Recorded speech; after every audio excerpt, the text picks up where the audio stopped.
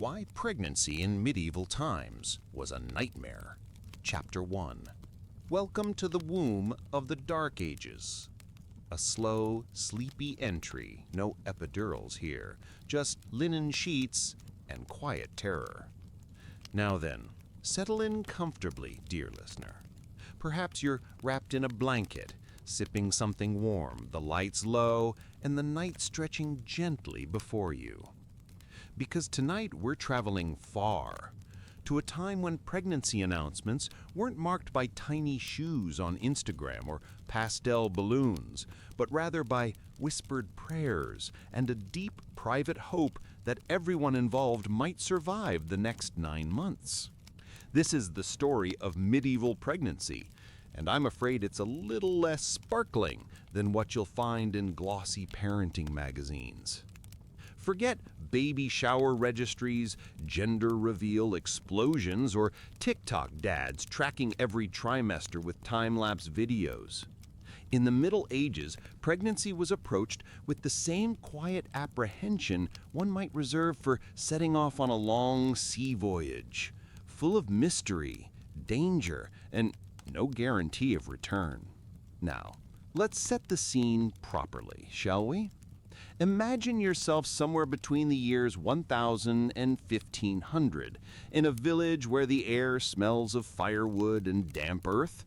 The most advanced medical tool in sight is a pair of reasonably clean hands, and the closest thing to a pregnancy test is, well, waiting. Waiting to see if your menstrual visitor fails to arrive. A nervous, silent kind of waiting. In those early weeks, when a woman first suspected she might be with child, there were no little plastic sticks to pee on, no cheerful pharmacists, no trained specialists waiting to usher her gently through the process. Just the quiet unfolding of change in the body, sometimes subtle, sometimes swift, and the slow dawning of a truth that brought with it a strange cocktail of joy, fear, and resignation. It was, in many ways, the beginning of a journey no one had quite signed up for, but few could escape. Once a woman was expecting, she was committed, like someone halfway across a rope bridge in the wind. There was no turning back. There were no birth plans, no scented candles, and certainly no debate over pain relief options. You endured it, you hoped, you prayed, and you carried on. Pregnancy in the medieval world was shaped by tradition, superstition, and a hearty dose of guesswork. Medical understanding was creative. Scholars, monks, and so-called physicians believed that a woman's thoughts, emotions, even her cravings, could influence her baby's personality and fate. Eat something strange during pregnancy? Think impure thoughts? That could spell trouble. Best to think holy things and eat with virtue. Cravings themselves were treated with suspicion. Desiring a fig at the wrong time could be interpreted as a moral failing or a sign of imbalance in your body's humors.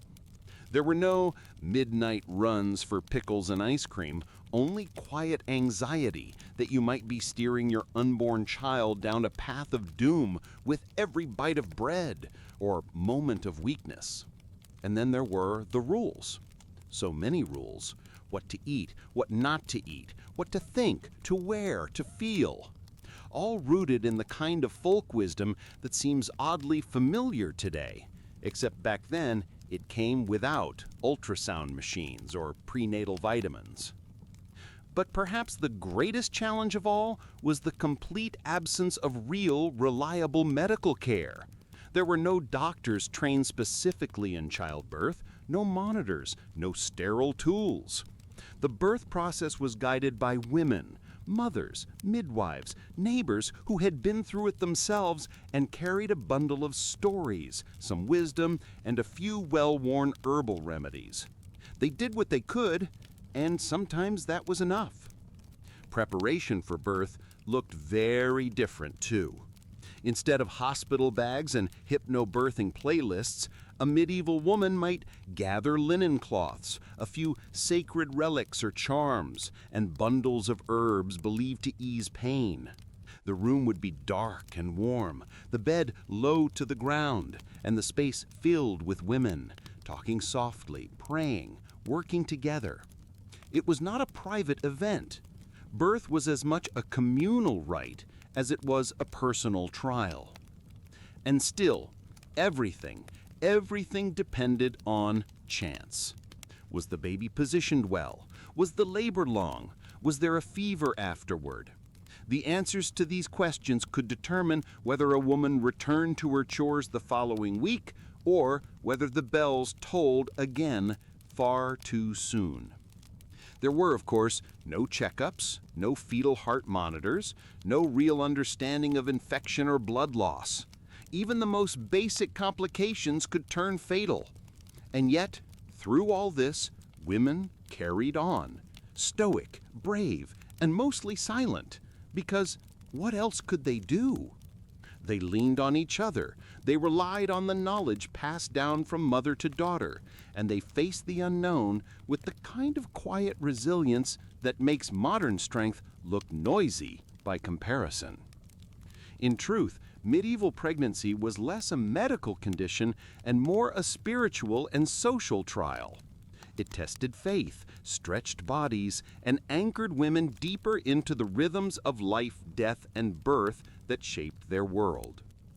And still, they persisted, one generation after another, with nothing more than linen, lore, and the will to survive.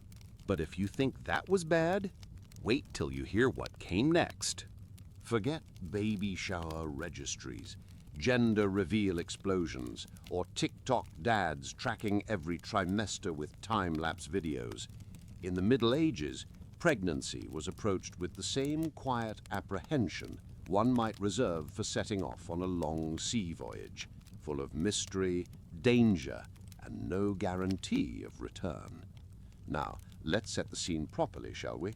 Imagine yourself somewhere between the years 1000 and 1500, in a village where the air smells of firewood and damp earth. The most advanced medical tool in sight is a pair of reasonably clean hands, and the closest thing to a pregnancy test is, well, waiting. Waiting to see if your monthly visitor fails to arrive. A nervous, silent kind of waiting. In those early weeks when a woman first suspected she might be with child, there were no little plastic sticks to pee on, no cheerful pharmacists, no trained specialists waiting to usher her gently through the process. Just the quiet unfolding of change in the body, sometimes subtle, sometimes swift, and the slow dawning of a truth that brought with it a strange cocktail of joy, fear, and resignation. It was, in many ways, the beginning of a journey no one had quite signed up for, but few could escape. Once a woman was expecting, she was committed, like someone halfway across a rope bridge in the wind. There was no turning back. There were no birth plans, no scented candles, and certainly no debate over pain relief options. You endured it, you hoped, you prayed, and you carried on. Pregnancy in the medieval world was shaped by tradition, superstition, and a hearty dose of guesswork. Medical understanding was creative. Scholars, monks, and so-called physicians believed that a woman's thoughts, emotions, even her cravings could influence her baby's personality and fate. Eat something strange during pregnancy? Your child might grow up with a peculiar temperament. Think impure thoughts? That could spell trouble. Best to think holy things and eat with virtue. Cravings themselves were treated with suspicion.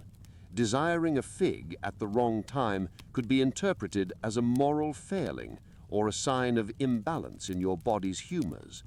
There were no midnight runs for pickles and ice cream, only quiet anxiety that you might be steering your unborn child down a path of doom with every bite of bread or moment of weakness.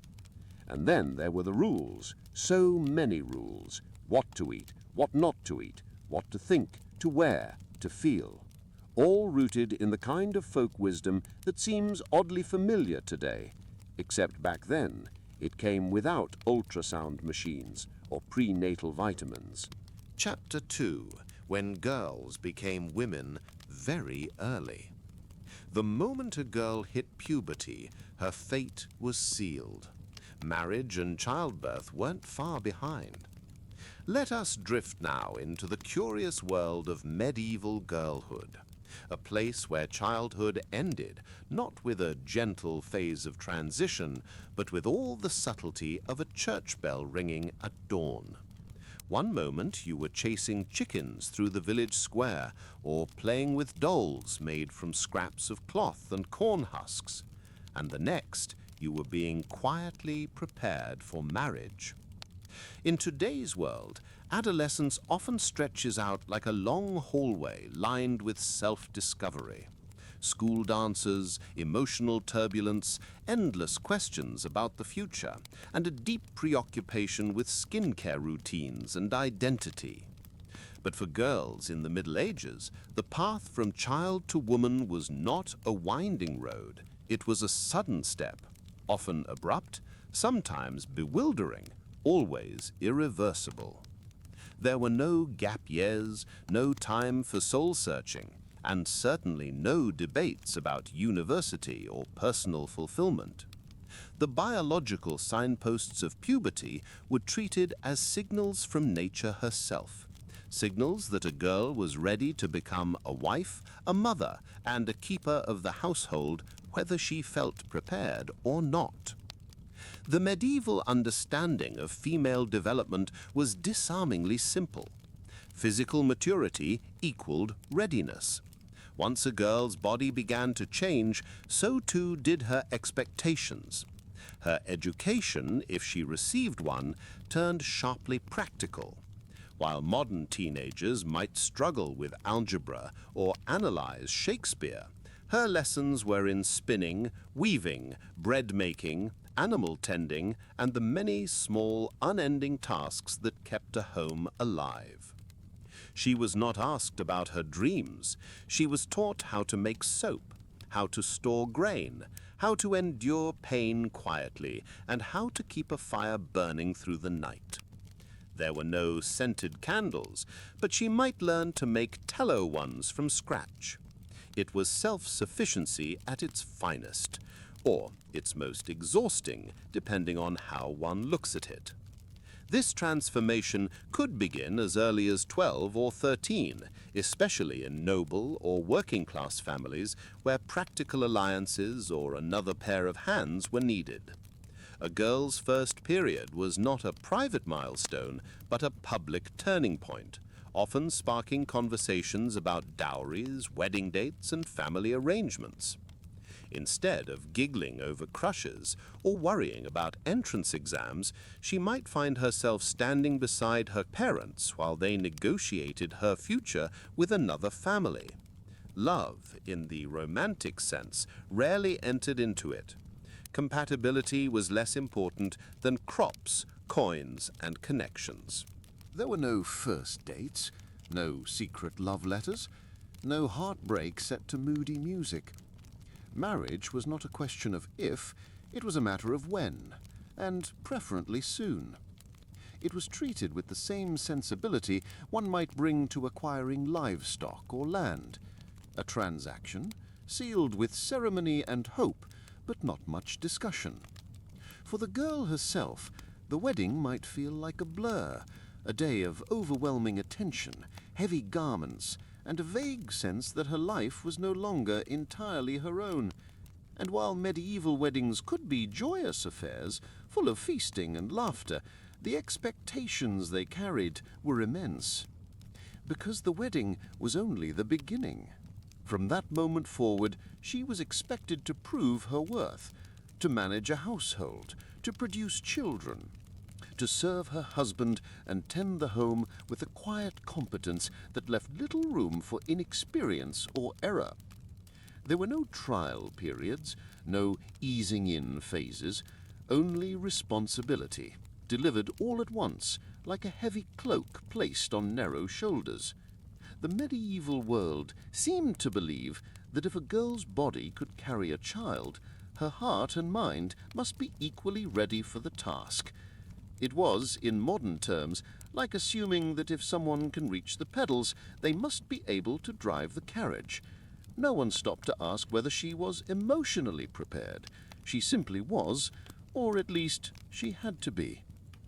And so these young brides did what generations before them had done. They learned by watching, by asking older women, by enduring. They accepted that not every part of this new life would be pleasant, and that much of it would require a kind of quiet strength, the sort of strength that rarely made it into poems or chronicles, but was deeply woven into the fabric of daily life. Childhood ended quickly in the Middle Ages, not with a grand declaration, but with the silent handing over of keys, tools, and expectations. A door closed, softly, and on the other side stood a girl, now called a woman, learning to carry the weight of an adult world without ever being asked if she was ready. Her purpose, it seemed, had already been neatly outlined, not by her heart, her hopes, or even her own voice, but by fathers, husbands, and, most decisively, the men in robes. Because in the eyes of medieval society, especially its learned scholars and pious scribes, a woman's role was divinely ordained, biologically obvious, and entirely non-negotiable. Her body was a vessel, her mind ideally quiet. Her destiny? Well, that was written long before she ever picked up a quill. Chapter 3. The Purpose of Women, according to men in robes. To bear sons. That was basically the job description. Let us ease now into the neat and tidy world of medieval thought, a place where life's grandest questions had already been answered, often with alarming certainty.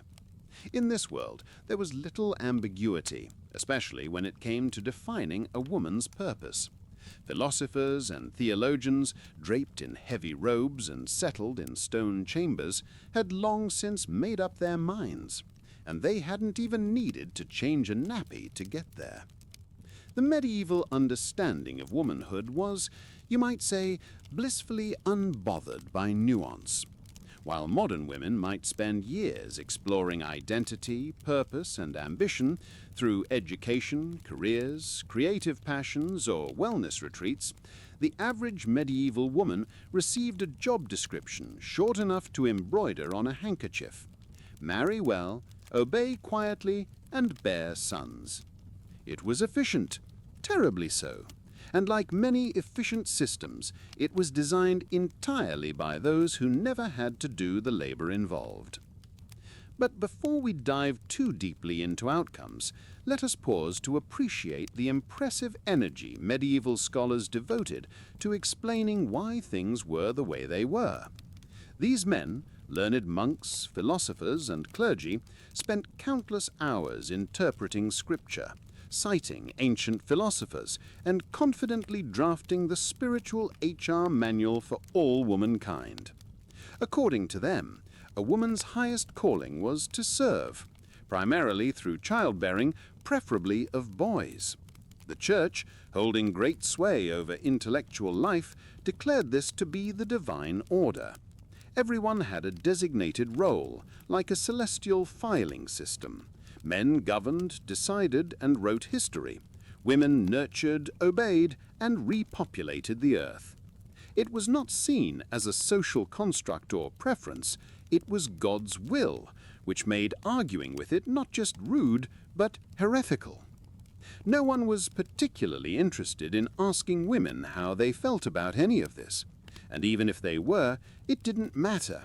The blueprint had already been signed, sealed, and sanctified. The idea that a woman might have ambitions beyond the cradle or thoughts that contradicted holy doctrine was about as welcome in medieval society as a frog in a baptismal font. It's not that medieval people were inherently cruel or thoughtless. In fact, many believed they were protecting women, guiding them into a role so important, so spiritually vital, that questioning it would be ungrateful, even dangerous. According to this thinking, a woman who bore children, especially sons, was not only fulfilling her earthly duty, but earning her heavenly reward. Salvation through service, sanctity through suffering, enlightenment through laundry. And make no mistake, this theology wasn't shaped in a vacuum. It rested atop a foundation of ancient texts from Aristotle to Augustine, written by men with firm opinions and very little first-hand experience of childbirth. Women, they claimed, were naturally colder, wetter, weaker, their minds less stable, their bodies built for bearing, not leading. It was all very scientific, if by scientific you mean deeply biased and drawn from 4 observations and a lot of confidence.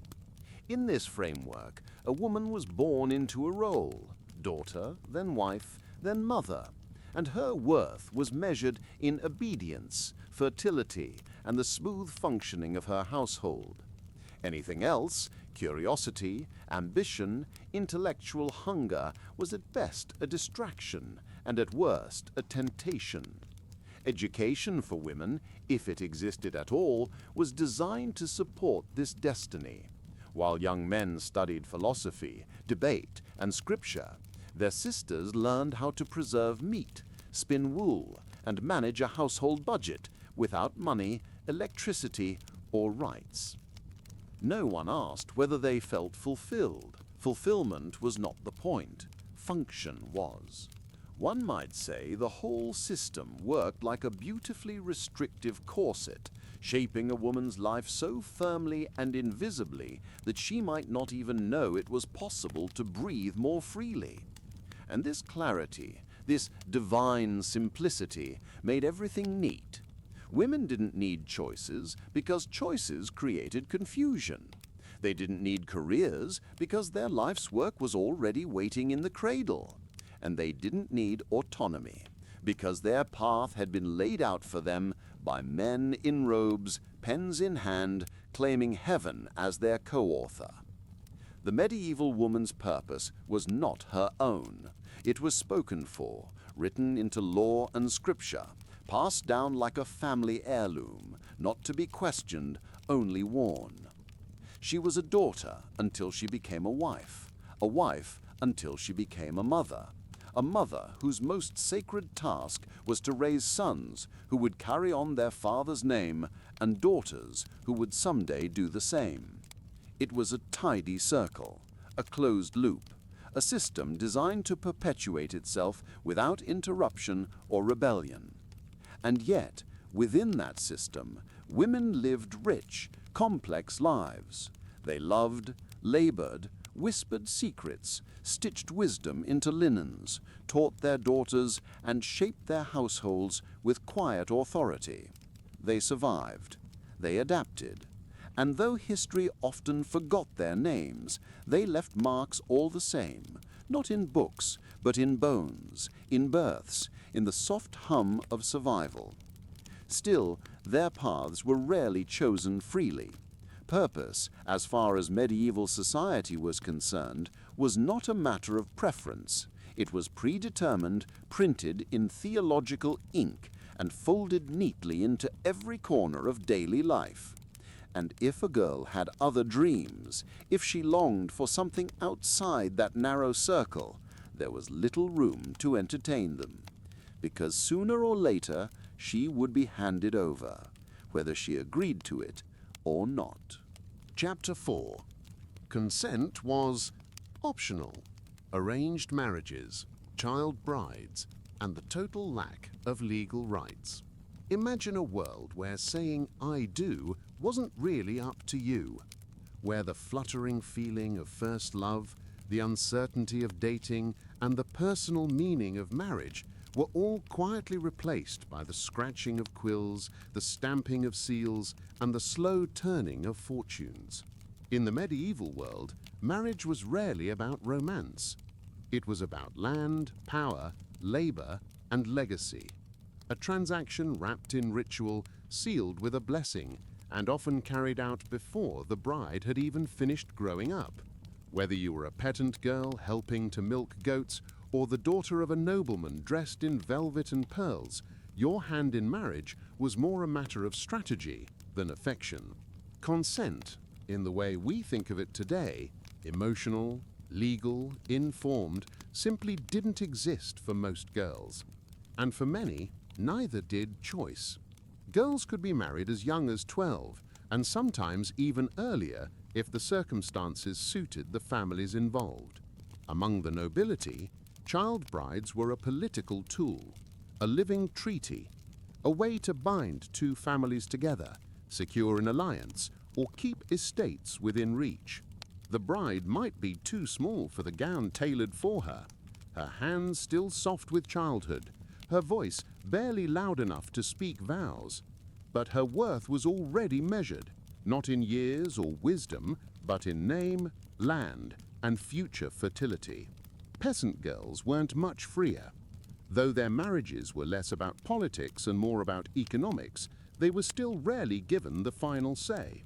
A farmer's daughter might be promised to a neighbor's son to settle a debt, combine livestock, or ensure there were enough hands to harvest the field.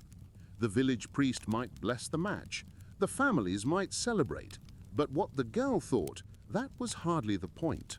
Of course, in theory, the church taught that marriage should involve mutual consent. But in practice, that idea was as slippery as a fish in a river. A quiet nod was enough. A coerced yes was sufficient. And when the bride was too young to speak for herself, well, silence was often taken as agreement. The law reflected this.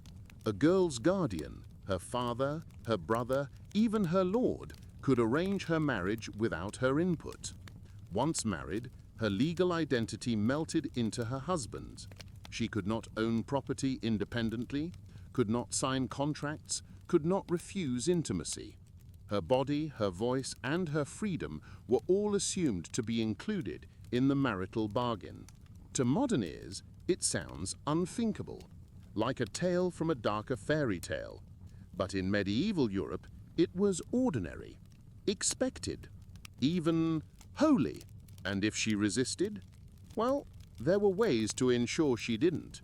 Emotional pressure, religious guilt, and social duty could do what laws did not. A girl who protested her wedding might be seen as unruly, ungrateful, or worse, cursed. Families relied on daughters to strengthen their futures, and obedience was often framed as love, faith, or virtue.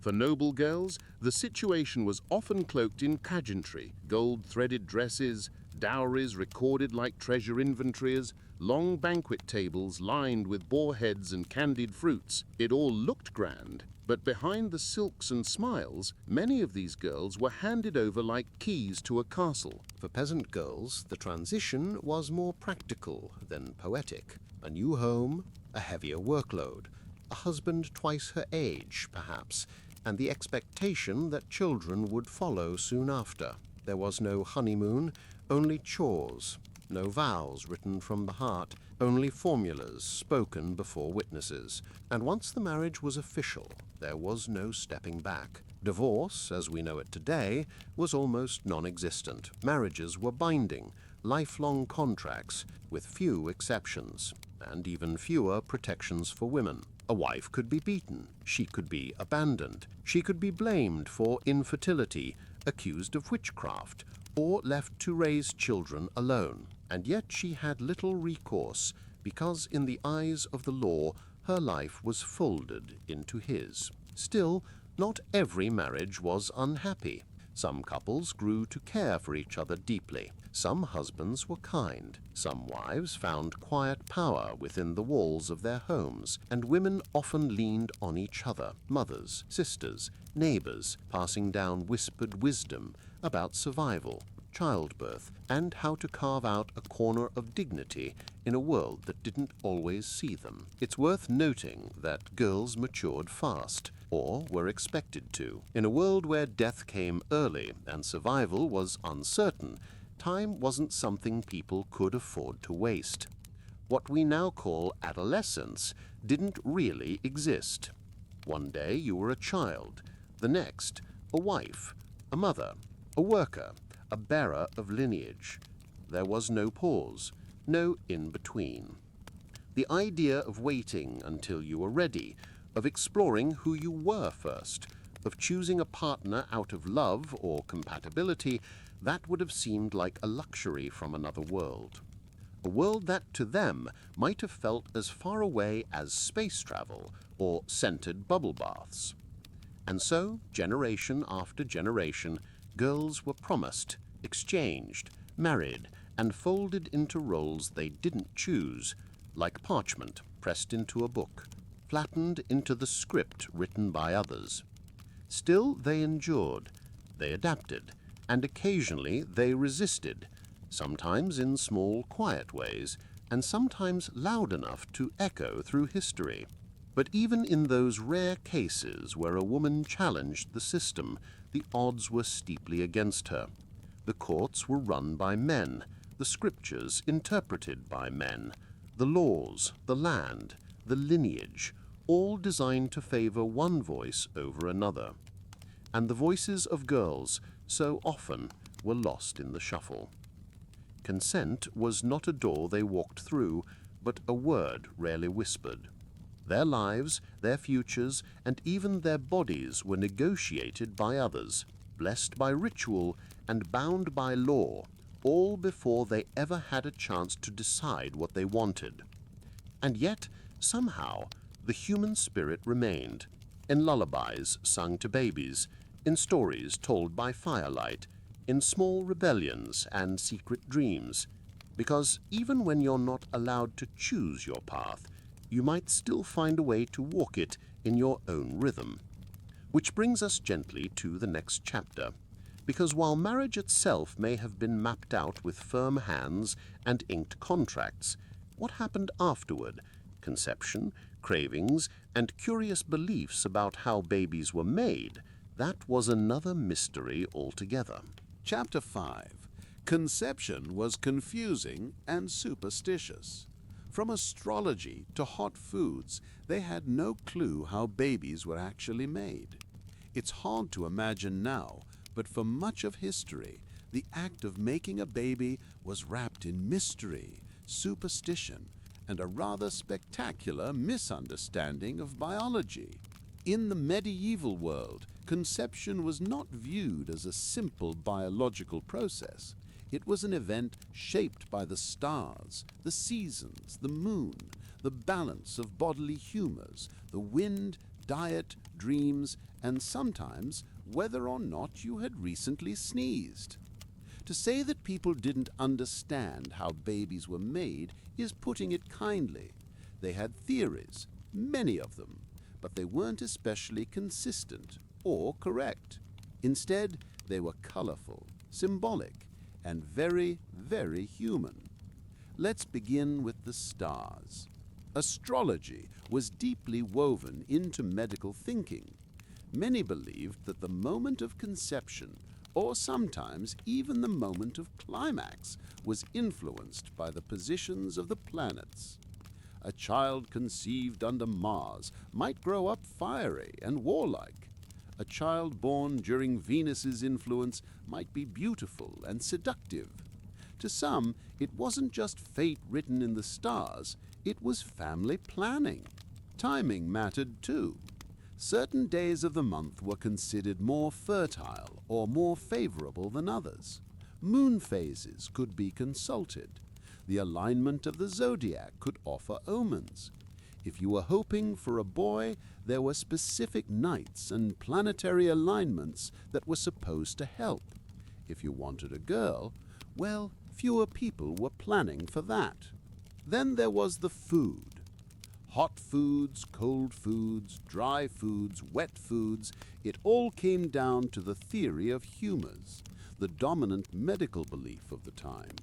According to this system, the human body was made up of 4 substances: blood, phlegm, yellow bile, and black bile. Health was a matter of keeping these in balance. Too much heat? That could affect fertility.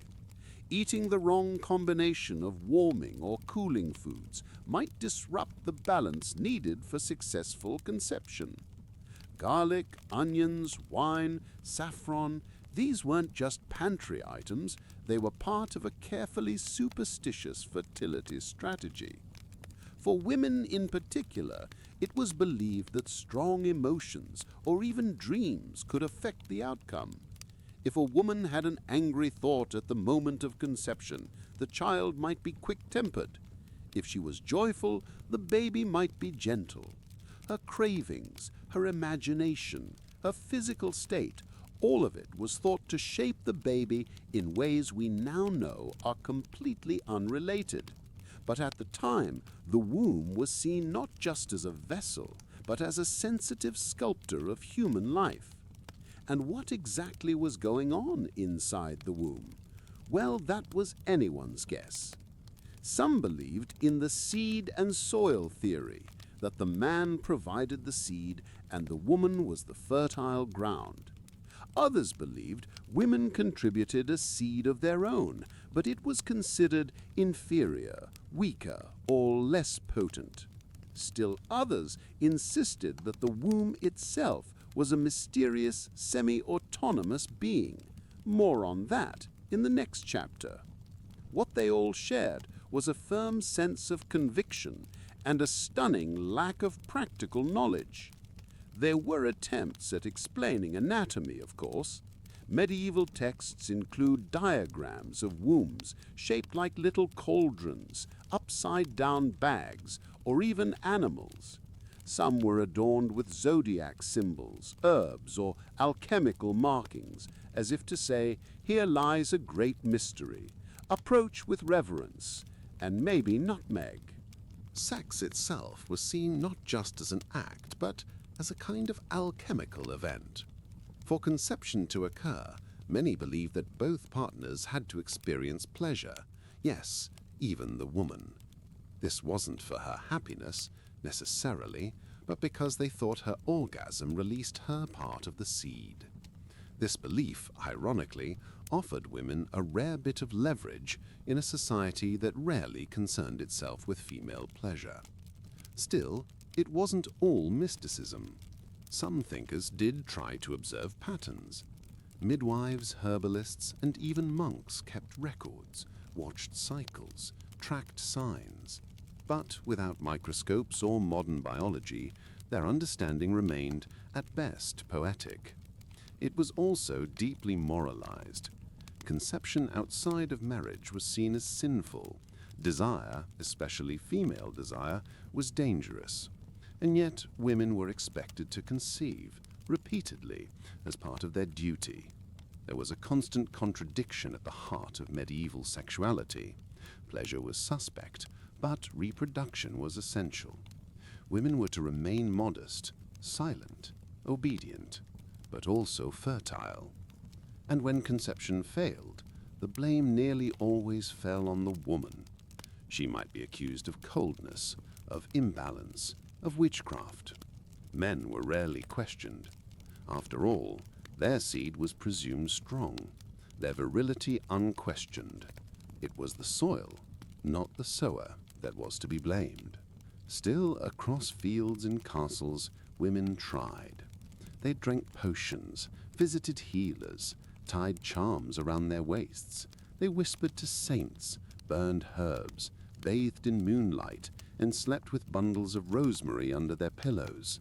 They dreamed of children. And when dreams weren't enough, they turned to rituals or resigned themselves to fate. Looking back now, it's easy to smile at the confusion. The astrology charts, the moonlit timing, the lists of warming foods.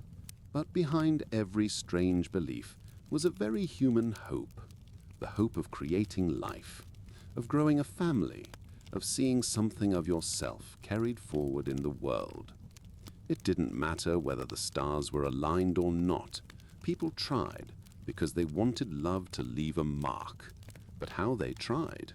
That's a tale worth telling all on its own. Because once conception became the goal, medieval people got creative. Goat dung, spells, fertility dances, holy relics, and that's just the start. But we'll save those unusual adventures for the next chapter. Chapter 6. Medieval Fertility Hacks. Don't try these. From charms and potions to goat dung and prayer. Once the stars had been consulted, and the moon was in the right phase, and yet still no baby came, medieval couples, especially women, turned to what we'll generously call fertility hacks. And oh, were they inventive. Today, a fertility journey might involve doctor's appointments, charts, supplements, and maybe a discreet podcast. But back then, it was a different kind of checklist. Burn this herb, bury that bone, sleep facing east, avoid cold foods, eat warm ones, wear this charm, drink this questionable brew, and if that doesn't work, try goat dung. Yes, really. In a world where conception was poorly understood, and babies were both a blessing and a necessity, the pressure was immense. And when pressure meets superstition, creativity follows, though not always in ways we'd recommend replicating. Let's begin with the basics: herbs and potions. Many women turn to the village healer or midwife, the local keeper of botanical knowledge. Some herbs were believed to increase fertility, others to cleanse the womb, and a few to awaken the seed. Fennel, mugwort, and rue were popular. So was pennyroyal, though it's more likely to cause damage than miracles. Recipes were passed down through generations, handwritten in the margins of worn books or memorized like sacred chants. Some potions were steeped in honey and wine. Others involved vinegar, ashes, or animal fat. The ingredients didn't always make sense, but they were mixed with deep intention and hope.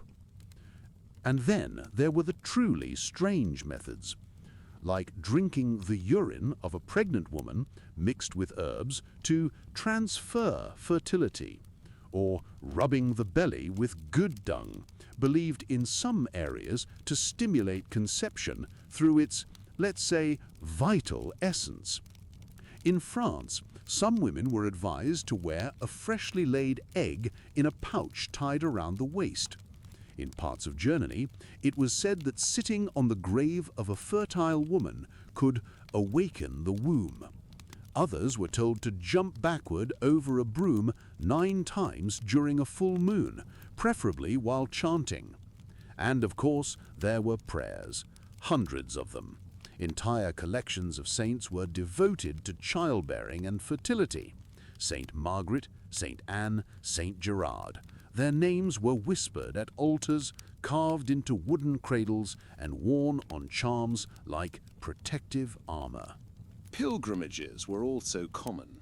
Women who had struggled to conceive might travel for days, even weeks, to reach a holy site where miracles had supposedly occurred. They left offerings, candles, coins, small handmade cradles, and hoped to return with something more than a blessing. But what if all of this still failed? Well, then came the blame. As we touched on earlier, infertility was nearly always seen as the woman's fault. She must have done something wrong, eaten something forbidden, angered a spirit, failed to observe a ritual correctly, or simply been born with a cold or closed womb. The language was not kind. Some believed a barren womb was dry, dusty, cobwebbed, a failed hearth, a place where life refused to light. And so the cures grew more desperate. Women were advised to lie with their feet elevated, drink mixtures made from crushed bones, or consume powders that had been soaked in animal blood and dried under the sun. Some tried wearing garments made from deer hide. Others whispered ancient words while passing between 2 yew trees at dawn. There was a belief that fertility could be caught, like a blessing passed by contact. A woman might try to sit in the chair of a recently pregnant neighbor, or borrow her undergarments, or even, as disturbing as it sounds, sleep in her bed, hoping the luck would linger. Among the wealthy, physicians might be called in to examine the woman. These early experts would inspect urine, check pulse, and prescribe regimes involving diet, bathing, and prayer. Some suggested bloodletting, others recommended leeches. Almost none offered comfort. Meanwhile, men were rarely examined. If conception failed, it was assumed the man's seed was strong and the woman simply defective.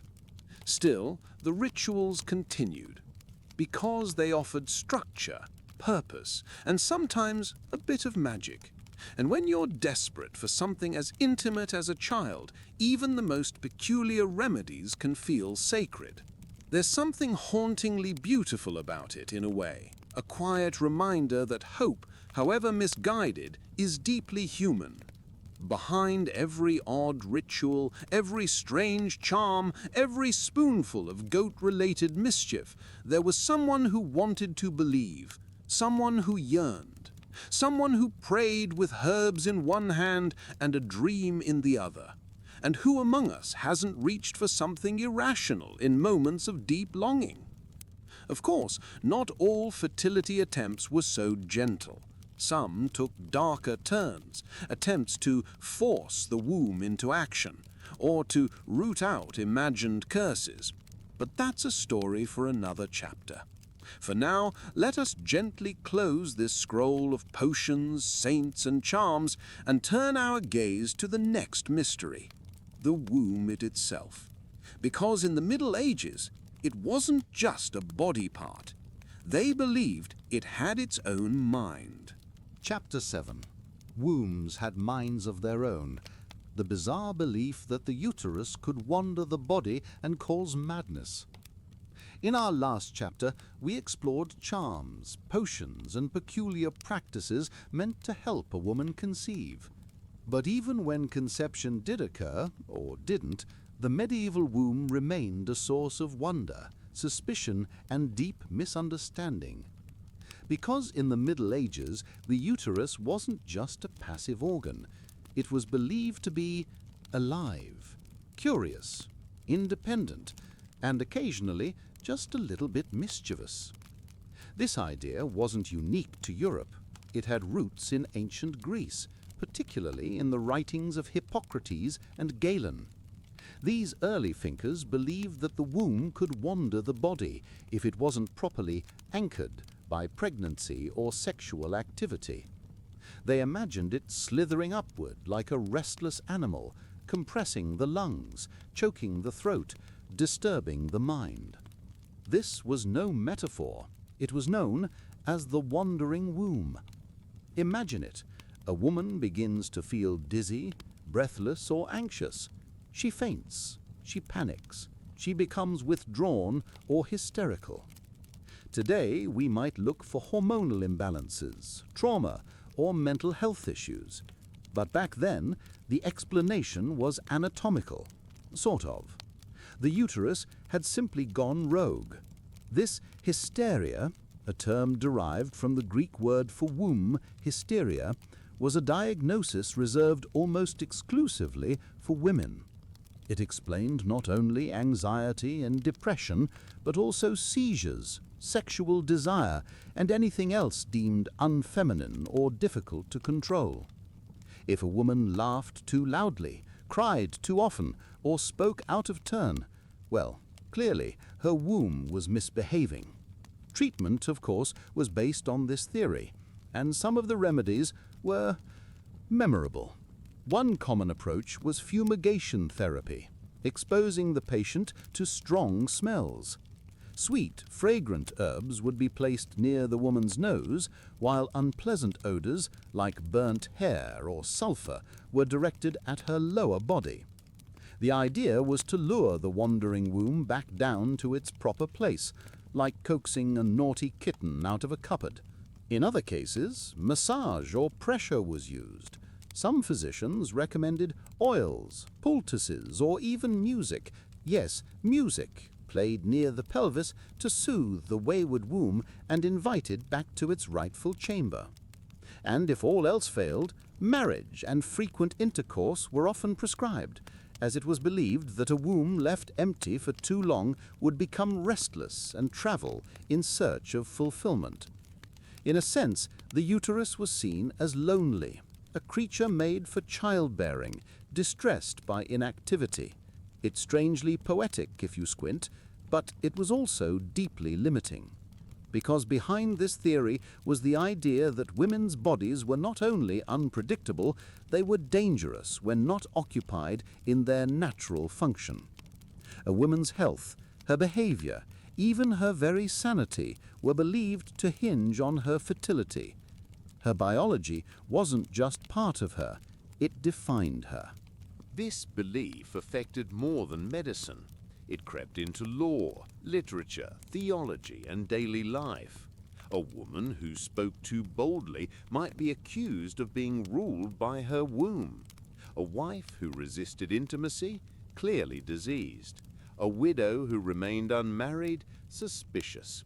A nun who reported visions or fits of ecstasy, touched by holiness or hysteria.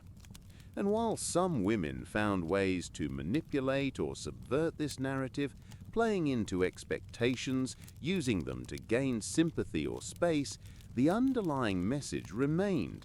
The female body was unruly and it needed to be kept in its place. Compare this to how male ailments were treated, as rational, physical, often heroic afflictions. A man's pain was noble. A woman's was emotional, hormonal, hysterical. It's no wonder that many women turned instead to midwives, herbalists, or other women for care, those who had experience with bodies like their own and who understood that distress didn't mean possession or disobedience or a uterus crawling up your throat. Still, the myth of the wandering womb persisted. It traveled through centuries, even as science slowly crept forward. Versions of it appeared in medical texts well into the 17th and 18th centuries, and echoes of it still linger, in subtler ways, today. Because once a belief is written into the foundation of a culture, it's not easily uprooted. Even now, the idea that women are ruled by their bodies, by their cycles, their hormones, their emotions, remains a shadow in modern medicine and media. But in the medieval mind, it was no shadow. It was a fact.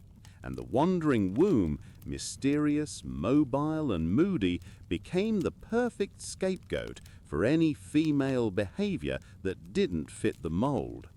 Too loud? Her womb is rising. Too sad? Her womb is starved.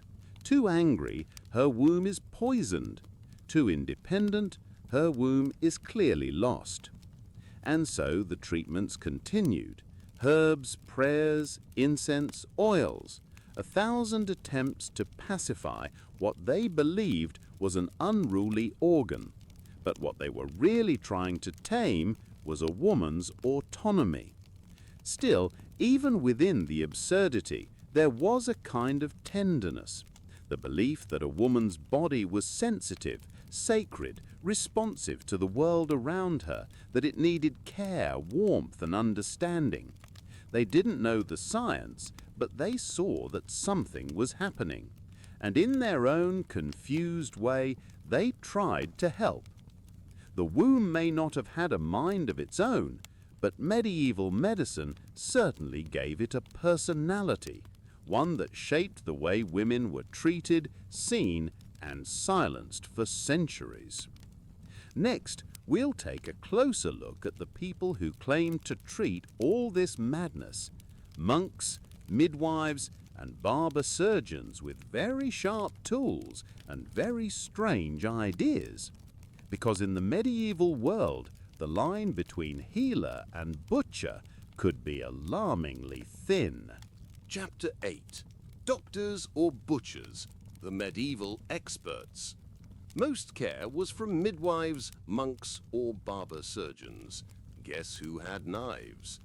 If you found yourself pregnant in the Middle Ages, whether joyfully or anxiously, the next question became who would help you through it. There were no obstetricians, no gynecologists, no sterile birthing suites. Instead, you had a curious cast of characters, each with their own tools, theories, and very limited qualifications. Some might soothe you, some might save you, and others, well, others might leave you wondering if being left alone would have been the safer option. Let's begin with the midwives. These were the women who carried the weight of experience, passed down not through textbooks, but through touch, memory, and long nights by candlelight. They were often older women, sometimes widows, respected in their communities for their wisdom, calm, and deep knowledge of female bodies. Midwives knew herbs that eased nausea. They knew how to listen to a womb with their hands, how to shift a baby's position, how to speak softly during pain. They brought with them bundles of linen, vials of oil, a quiet authority. Many had helped birth hundreds of babies, not because they studied medicine, but because they lived it. They were practical, they were present, and they were indispensable. But not everyone trusted them. As Christianity spread and the church tightened its grip on public life, midwives were increasingly viewed with suspicion, especially when outcomes were poor. A stillbirth? Perhaps she muttered the wrong prayer. A mother who bled too long? Perhaps she used forbidden herbs. A child born deformed? Perhaps she had consorted with spirits. Midwives walked a fine line between healer and heretic. One day they were praised, the next accused. And if not a midwife, then who? In monasteries and abbeys, monks practiced medicine. Many of them preserved ancient medical texts, copied manuscripts, and ran rudimentary infirmaries. But their knowledge was often based on theology as much as observation. A monk might treat a difficult pregnancy by recommending prayer, confession, or fasting. He might prescribe relics, a splinter of a saint's bone, a scrap of holy cloth. He might interpret dreams, humors, or signs from God. Sometimes these remedies brought comfort. Other times they brought little at all. And then there were the barber surgeons. Yes, barbers, the ones who cut hair. But in the medieval world, a steady hand with a razor also made you qualified to lance boils, pull teeth, or amputate limbs. And in some towns, they were the closest thing to surgeons available. They carried tools, long, gleaming, and terrifying, hooks, knives, clamps. They operated in markets, public squares, or right in your home. Bloodletting was a favorite treatment for nearly everything, pregnancy included. The idea was to balance the humors, release the bad, and restore order. In reality, it often weakened already fragile women. Barber surgeons weren't especially trained. They learned by watching, trying, failing, and hopefully succeeding. Their approach to pregnancy complications was often blunt. Quite literally, if labor stalled, they might try force, pulling, cutting, or using crude instruments to assist delivery. In extreme cases, they might attempt to remove the fetus in pieces, believing it to be the only way to save the mother. Sometimes it worked. More often, it didn't. It was a brutal art, masquerading as science, and it left many women broken, bleeding, or worse. At the upper end of society, a noblewoman might summon a university-trained physician, usually male, usually wealthy, and usually baffled by childbirth. He might arrive with scrolls, astrology charts, and powdered remedies. He'd speak in Latin, prescribe wine and herbs, and most likely leave before things got truly difficult. If things went well, he took credit. If they didn't, he blamed the midwife. It's not that these experts were malicious. Most believed they were helping. But their understanding of the female body was deeply flawed, shaped more by books than by real experience. And when things went wrong, it was often the woman who suffered, or the midwife, or both. The truth is, most of the best care still came from women, mothers, sisters, neighbours. They knew when to rub the lower back, when to boil water, when to call for help. They sang softly, whispered prayers, held hands through contractions. They didn't always save lives, but they bore witness. They stayed, and that mattered. Medicine in the Middle Ages wasn't just primitive. It was divided between the spiritual and the physical, the male and the female, the educated and the experienced. And nowhere was this more dangerous than in childbirth, where every decision could mean the difference between life and death. One wrong herb, one wrong cut, one wrong moment. And yet, against all odds, life continued. Babies were born, women recovered, communities gathered to celebrate new beginnings, and the cycle began again. Still, the question remained, when the moment finally came, when the water broke, when the child was ready to emerge, what kind of room awaited? Because hygiene, privacy, and proper tools were still centuries away. And the medieval delivery room, well, that's a story filled with straw, blood, firelight, and very little soap. Chapter 9. Dirty, dirty delivery rooms. Spoiler, no hygiene, no privacy, no hand sanitizer, but plenty of straw. When we imagine childbirth today, we might picture crisp white linens, beeping monitors, a calm doctor with gloved hands, and someone gently saying, "Push." Now, remove all of that. Add a dirt floor, a smoky fire, a crowded room of anxious women, some dried herbs strung from the rafters, and, if you're lucky, a relatively clean sheet. Welcome to the medieval delivery room, which was rarely a room at all. In most cases, childbirth took place at home. For peasants, this might mean a dim corner of a one-room cottage. For the wealthy, a chamber closed off with thick curtains and stuffed with extra bedding, candles, and holy relics. But no matter the setting, one thing was certain. It was not clean, not by any standard we would recognize today. Soap, for one, was a luxury. And germ theory? That wouldn't exist for centuries. People didn't know that invisible microbes could cause infection. They believed illness came from bad air, imbalance in the humors, or moral failings. So cleaning the space, or their hands, before a birth wasn't a priority. Instead, they focused on rituals and comforts. The room was made as warm and dark as possible. Windows were shut tight. Light was dimmed. Noise was kept low. It was believed that bright light or loud sound could startle the baby or disrupt the womb's work. Think of it like a sacred womb within the womb, soft and closed and heavy with expectation. Midwives and helpers might scatter straw across the floor to absorb blood and fluids. Linen rags, reused many times, were kept nearby. Buckets of warm water were placed by the bed.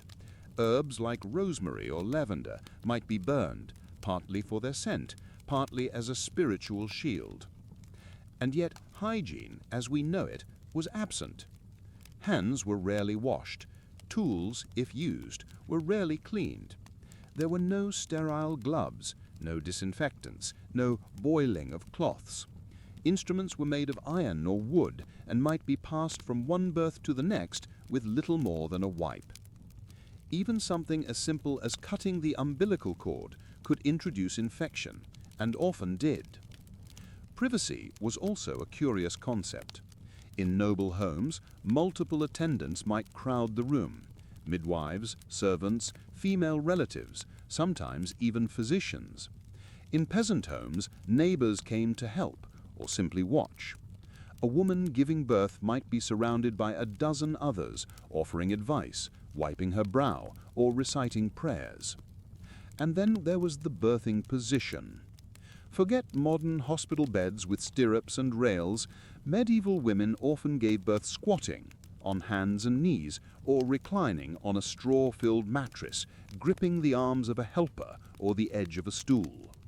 Some wealthier women used birthing chairs, special wooden seats with a hole in the center, allowing gravity to assist. These chairs had no back and were often audibly carved, passed down through generations. They might be blessed with holy water or etched with protective symbols. And what of the midwife? She was often the only one who had witnessed birth before, and her guidance mattered most. She whispered instructions, soothed the mother, and, when needed, reached in. No anesthesia, no gentle numbing, just hands, prayer, and instinct. The birth itself was not quiet. Women groaned, screamed, cried out in pain, and yet it was considered improper to make too much noise, especially for noble women who were expected to suffer with grace. A lady might bite down on cloth rather than yell. Peasant women, freer from etiquette, often shouted or cursed, sometimes at the midwife, sometimes at their absent husbands. After the baby was born, the work wasn't over. The afterbirth, the placenta, had to be delivered, or the mother might bleed to death. If the placenta didn't come naturally, the midwife might try to pull it out by hand, with little understanding of the risks. Sometimes they tied a weight to the cord to encourage it. Sometimes they simply waited and prayed. The newborn was wiped down, swaddled tightly, and sometimes baptized immediately, especially if it seemed weak. The fear of infant death was so present that baptism within minutes was common, even if the priest couldn't make it. In emergencies, midwives were permitted to perform the rite themselves. Then finally, if all had gone well, the mother was wrapped in warm blankets, given broth or wine, and left to rest. The room, now stained with blood, sweat, and smoke, would be cleaned, eventually. Or not. Fresh straw might be laid down, the rags would be rinsed and hung. Life went on.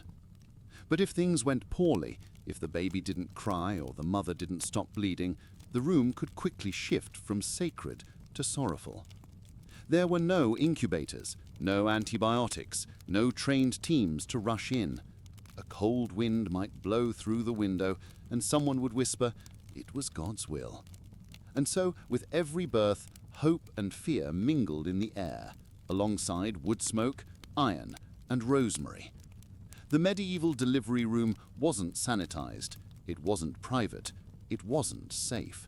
But it was human, a space where women gathered, breathed together, worked together, and bore witness to life emerging in all its fragile wonder. Still, as strange as the surroundings were, it wasn't the dirt or the straw that hurt most. It was the pain, the deep, wrenching pain of childbirth, which, in the eyes of many, wasn't just natural, it was divine punishment. And in the next chapter, we'll explore why relief wasn't offered. Because in the medieval world, to suffer in childbirth was to be a woman, and to seek comfort might be considered a sin. Chapter 10. Pain is God's will. No relief for the weak.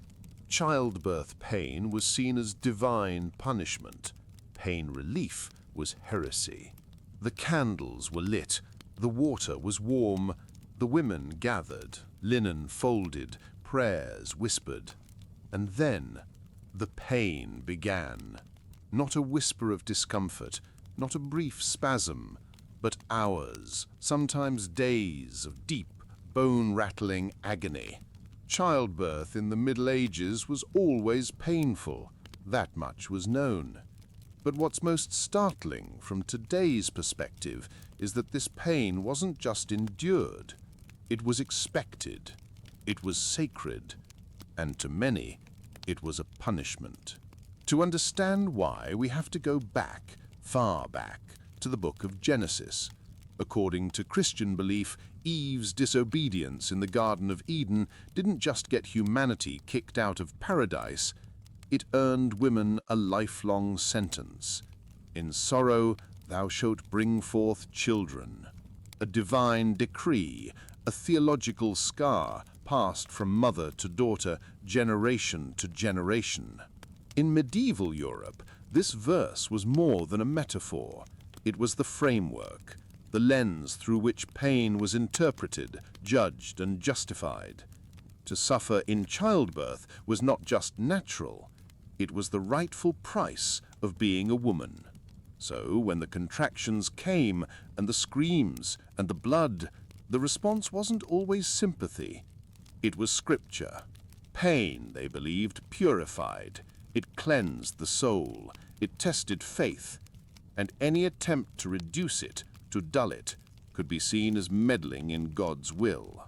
Which is why pain relief during labor was often frowned upon, or worse, considered heretical. Even when natural remedies existed, herbs like opium poppy, henbane, or mandrake, they were used sparingly, if at all. These plants could ease pain, yes, but they were also associated with witchcraft, sorcery, and dangerous meddling in nature's design. Administering them wasn't just risky, it was morally suspicious. A woman in labor was supposed to cry, to moan, to sweat, tear, bleed, and tremble. The pain itself was part of the process, a divine right. To soften it was to undermine God's justice, to skip the punishment. Even midwives who knew ways to soothe, a massage here, a calming tincture there, had to be cautious. Too much comfort, and someone might start asking questions. Was she using forbidden herbs? Was she a healer, or something darker? And so many births unfolded in a strange tension. The woman in pain, the midwife holding back, the watchers praying, not for relief, but for endurance. Among the wealthy, there was sometimes more freedom. A noblewoman might request wine or calming tonics, and her status might shield her from suspicion. But even then, expectations remained. Too loud, and she might be seen as weak. Too calm, and she might be accused of using sorcery. There was no winning, only surviving. And not all women survived. For those who died in labor, some believed it was simply the Lord calling them home. Others saw it as the final payment for Eve's sin, a tragic, holy ending. For those who lived, bruised, torn, exhausted, their suffering was often met not with medical follow-up, but with spiritual reflection. God has tested you, they were told. You have been purified by fire. Now rest, be grateful, prepare to do it again. It's important to say, not everyone accepted this silently. In some regions, folk healers and midwives quietly passed down methods to ease the pain, herbs, positions, songs, breathing rituals, but they had to walk a careful line. Too effective, and their knowledge might draw suspicion. Too public, and they risked the stake. Even silence during labor was sometimes interpreted religiously. A woman who gave birth without crying out might be called holy or even saintly, evidence of divine favor. But others saw it differently. Maybe she wasn't human at all. Maybe she was protected by demons. Or worse, empowered by them. Because in a world where pain equaled piety, relief became a spiritual threat. It's hard not to feel angry on behalf of these women, to imagine them clutching blankets, biting down on cloth, praying not just for the pain to pass, but to be seen as worthy of that pain. But within the sorrow was also solidarity. Women surrounded women. They held hands. They whispered stories. They hummed to distract. They offered broth, whispered blessings, and stayed long after the child was born. They couldn't take the pain away, but they bore witness to it. And sometimes that was its own kind of medicine. And slowly, over time, things began to change. By the Renaissance, some scholars began questioning the necessity of suffering. New ideas trickled in. Pain, they wondered, might not be holy, just cruel. But for centuries, the link between childbirth and punishment remained. And though today we have epidurals, hospitals, anesthetics, and pain scales, the echoes linger. Women are still told to push through it, still shamed for seeking comfort, still judged in subtle ways for how they suffer. But back then, there was no option. Pain was the prophecy, and relief was a sin. Still, even the worst suffering can end. And once the child is born, the world shifts. But in medieval times, that shift didn't always bring peace, because as difficult as birth was, death was never far. And in the next chapter, we'll speak softly of what came far too often, when the mother didn't survive the miracle. Chapter 11. Women died. A lot. Maternal mortality was shockingly common, bleeding, infection, or just because. The baby cries, the room exhales, a midwife smiles, a woman weeps with relief. But sometimes she doesn't. Sometimes she just closes her eyes and never opens them again. In the medieval world, childbirth wasn't just a rite of passage, it was a gamble, and far too often it was a death sentence. There were no statistics, no hospital records, no charts to track the truth, but what we do know from letters, church documents, burial records is chilling. Maternal death was common, expected, feared, and deeply, deeply woven into the experience of pregnancy itself. It could happen to anyone. A young peasant woman giving birth in a smoky cottage with rags and straw beneath her. A noble lady in silk sheets surrounded by servants and saints. A mother of 6 trying for her 7th. A first-time bride barely past childhood. There was no immunity, no amount of wealth, piety, or prayer that could guarantee survival. Some women bled too much, postpartum hemorrhage, though they didn't have the name for it. Others died of fever days after delivery, what we now know as puerperal infection, often caused by unwashed hands or soiled instruments. Some were torn internally and left to suffer in silence. Others seemed to fade with no visible cause, what people then called childbed death, as if naming it made it more manageable. There were no antibiotics, no blood transfusions, no trained teams to respond in seconds. A woman in distress was at the mercy of whatever was available. A midwife's hands, a prayer, a warm cloth, and time. And if she died, she was mourned, yes, deeply, but she was also expected.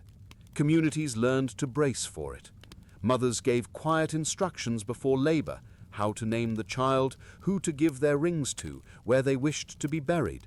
Women prepared for their own death alongside preparing for their baby's arrival. It's a truth too soft to say quickly, so we whisper it here. Many women never saw the child they brought into the world. And worse still, many died alone, emotionally if not physically, because grief was often tucked away. Pain wasn't always spoken. A woman's suffering was a private thing, holy, quiet, and expected. In some regions, women who died in childbirth were buried in their wedding gowns, as if returning to God in the same state they had entered the marital path, pure, dutiful, unfinished. Their babies, if they lived, were sometimes laid atop them in the coffin for the funeral, or, if stillborn, wrapped and buried with the mother beneath a shared stone. The Church taught that such deaths were sacred, a kind of martyrdom. To die bringing life into the world was seen as the most noble kind of female suffering. It earned a quiet place in heaven. But down here, in the cold, damp earth, it left husbands widowed, children motherless, and households forever changed. And the stories rarely made it into chronicles. No one wrote songs for the lost midwives, the unnamed daughters, the grandmothers who tried one last time. History kept marching on, but it did so over thousands of graves. In noble households, maternal death sometimes had political consequences. A countess gone meant disrupted alliances. A lost queen meant no heir, A dead princess meant one less pawn on the marriage board. But among common folk, the impact was deeply human. A family missing its center, a newborn handed to a neighbor, a silence that hung in the home long after the candles were snuffed. And what about the blame? Sometimes it fell on the midwife, too slow, too strange, too old-fashioned. Sometimes on the woman herself, she must have done something wrong. Other times, people simply whispered, "It was her time," a phrase that sounds comforting, but always carried a chill. And yet, women still gave birth, still tried again, still faced it head-on with hands held tight and eyes closed to pain. Because for many, motherhood wasn't just duty, it was hope. Hope that the next one would live, that she would live, that the world might be softer for their daughters. And so the pattern continued. Bleeding, fever, burial, silence. But always too love. Love woven into lullabies never sung, names never whispered, faces never seen. Even now in graveyards across Europe, small stones lie half buried under moss, unmarked, unnamed.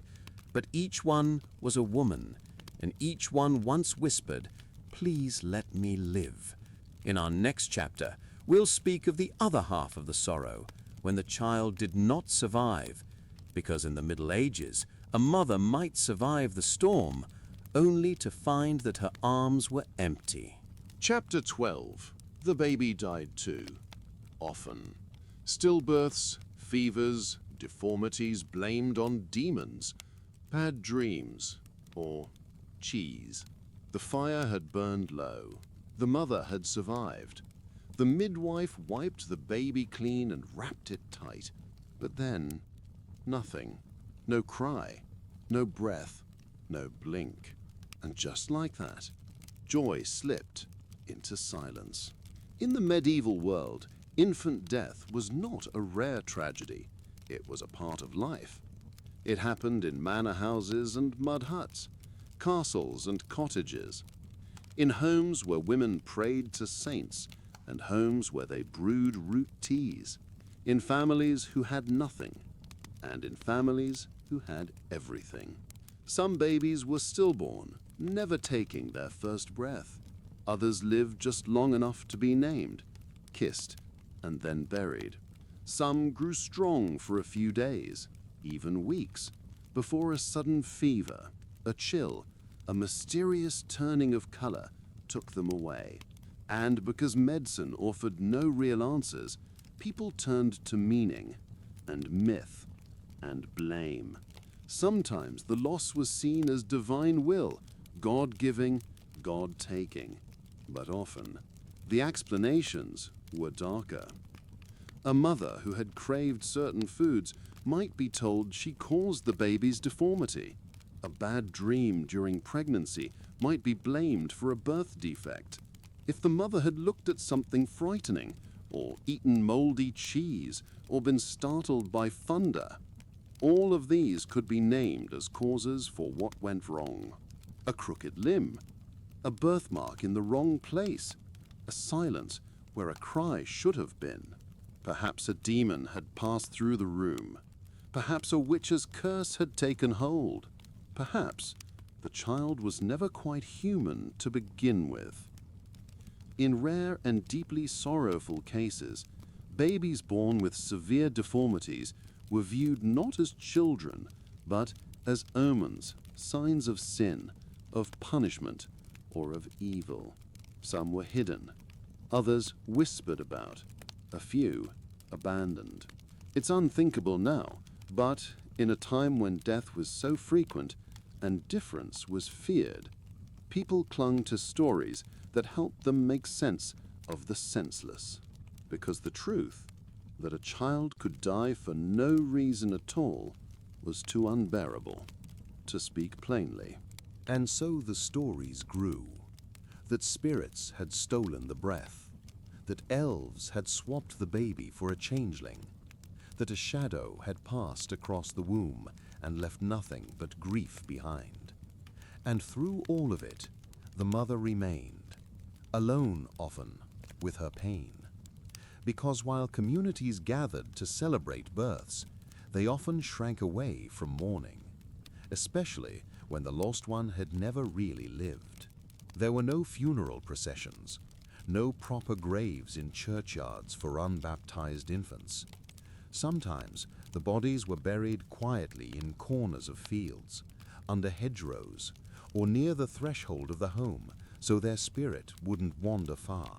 Some mothers performed tiny rituals in secret, laying flowers on the earth, leaving drops of milk in a bowl, whispering lullabies into the wind, because if the church wouldn't grieve them, the mothers still would.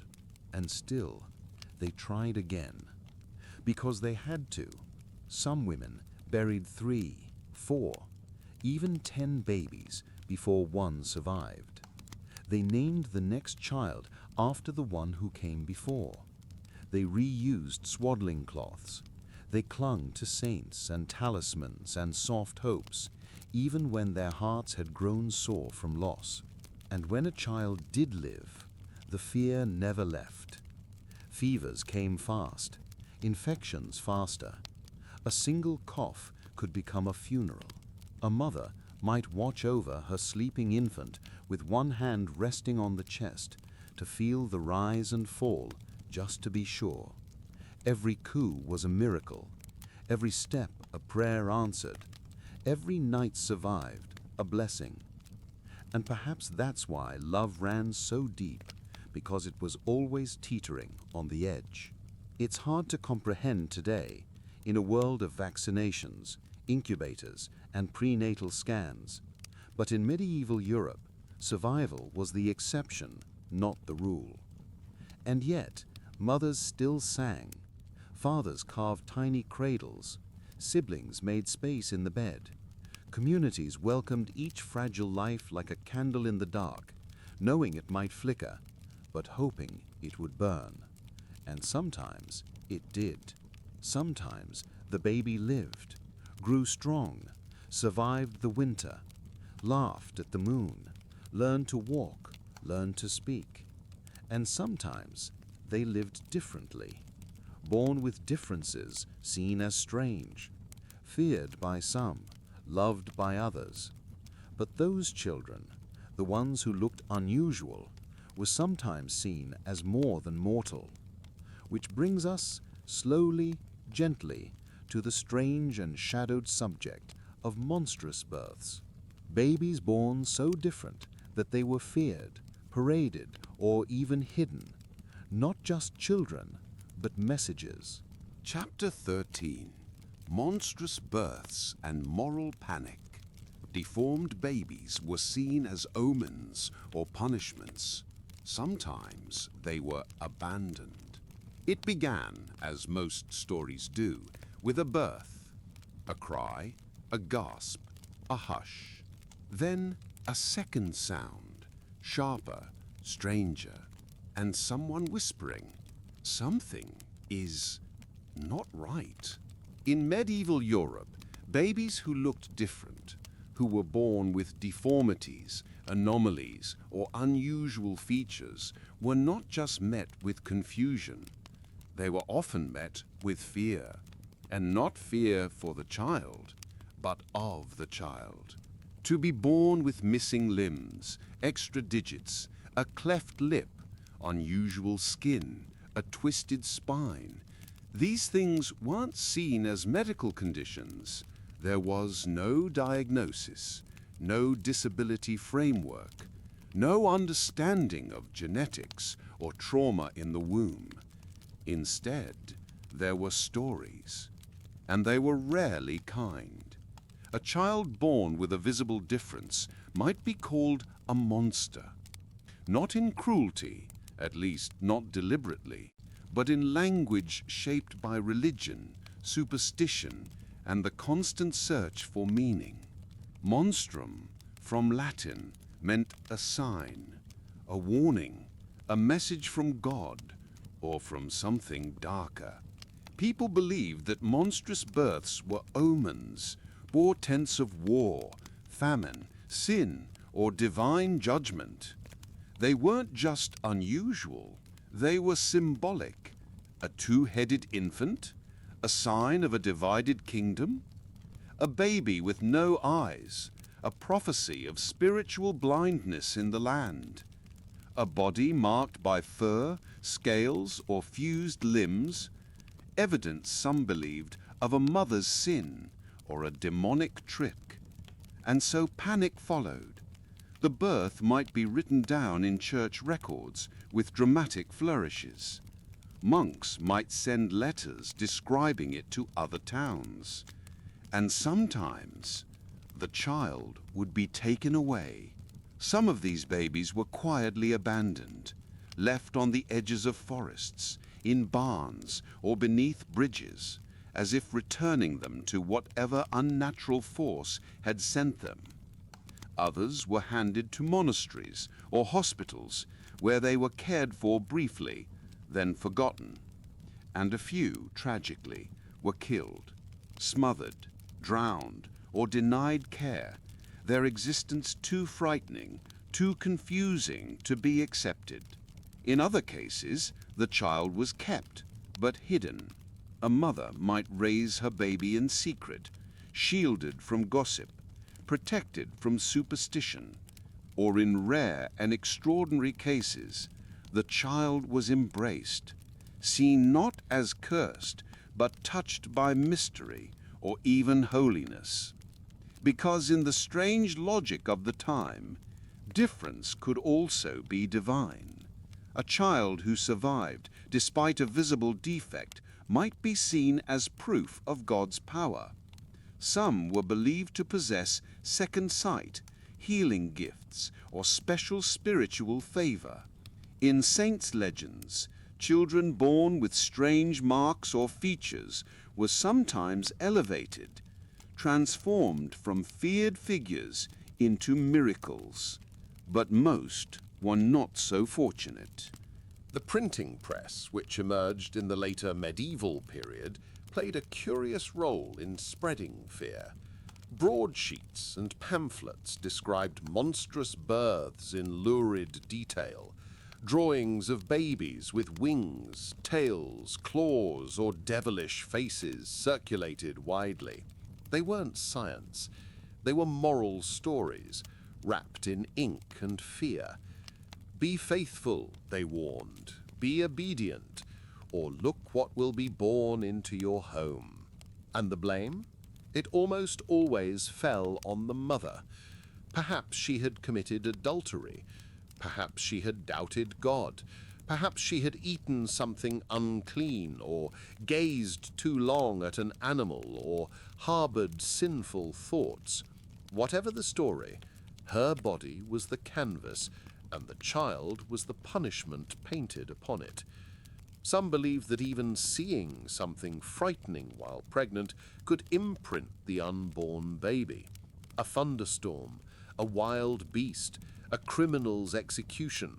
All could, they thought, leave a mark.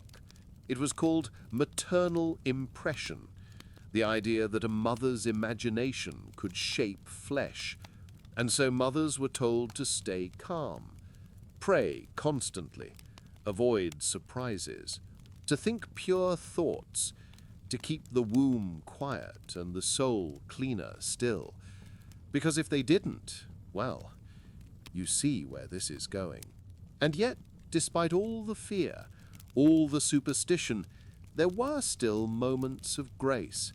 A midwife choosing to lie. He looks strong.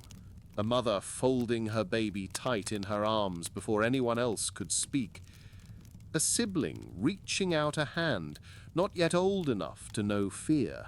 Love, even then, found its way in. Not all children were monsters. Not all monsters were feared. And not all fear led to cruelty. But still the idea lingered that the body could reveal secrets, that birth could expose sin, that the very shape of a child could reflect the shape of a mother's soul. It's a heavy thought, and one that haunted women through generations, because to be pregnant was not only to carry a child, but to risk judgment by neighbors, by priests, by God. And if the birth was strange, if the baby was different, the judgment could be swift and devastating. But even then, they hoped. They rocked cradles. They kissed tiny foreheads. They looked past the fear and into small, blinking eyes. Because sometimes a child was just a child, and sometimes fear was just a story too long told. Still, in that quiet room, with blood on the floor and whispers in the air, the next step often wasn't healing, it was hiding. Which is why in the next chapter we'll return to the ones who stood beside these women, who risked their lives to help them, and were sometimes rewarded not with thanks, but with fire. Chapter 14, when the midwife was your only hope. And sometimes she was also accused of being a witch. There were no doctors, no IVs, no white coats or reassuring machines, only flickering candlelight, the murmur of prayers, and the careful, steady hands of a woman who'd done this 100 times before. The midwife. To a medieval woman, especially one not born into nobility, the midwife was not just a medical helper, she was hope. She brought knowledge, passed down from mothers and grandmothers, tucked inside her mind like secret recipes. She came with herbs, cloths, soft words, and a kind of courage that few would dare to name, because every time she walked into a home, she knew what she was walking into: life, blood, death, judgment, and yet she came. Midwives were often older women, widows, or wives who had raised their own children. They weren't formally trained, at least not in the way we think of training. There were no medical degrees, no official certifications. Their education came from experience, from watching, doing, failing, trying again. They knew what potions might ease pain. They knew how to feel the belly and guess the baby's position. They knew when to whisper encouragement and when to tell the truth. They were also the ones who stayed when things went wrong, when the bleeding wouldn't stop, when the baby didn't cry, when the mother went silent. They didn't leave. They knelt.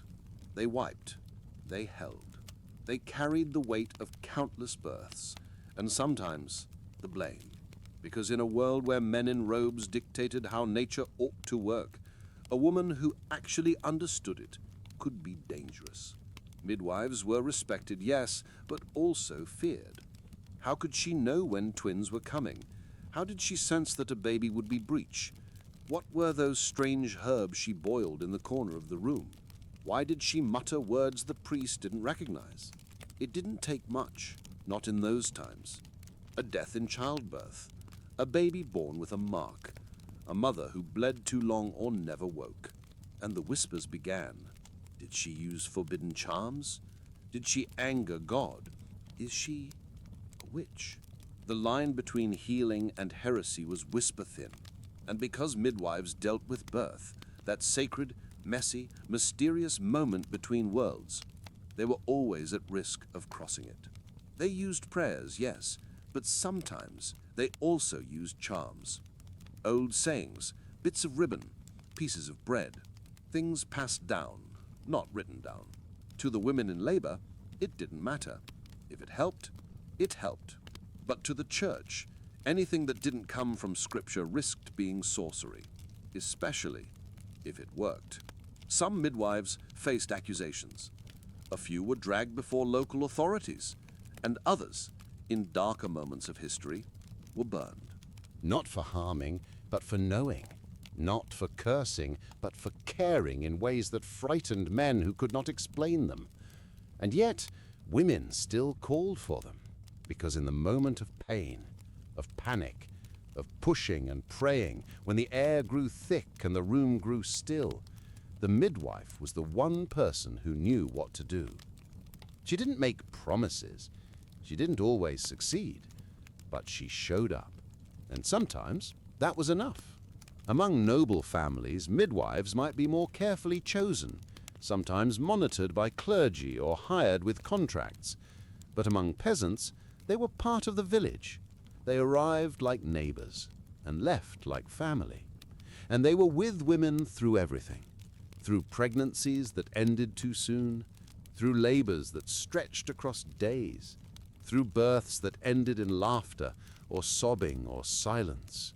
They were there after, too, helping with the baby, washing the sheets, carrying away the water, whispering small comforts to women whose bodies had been broken open and stitched back together by time alone.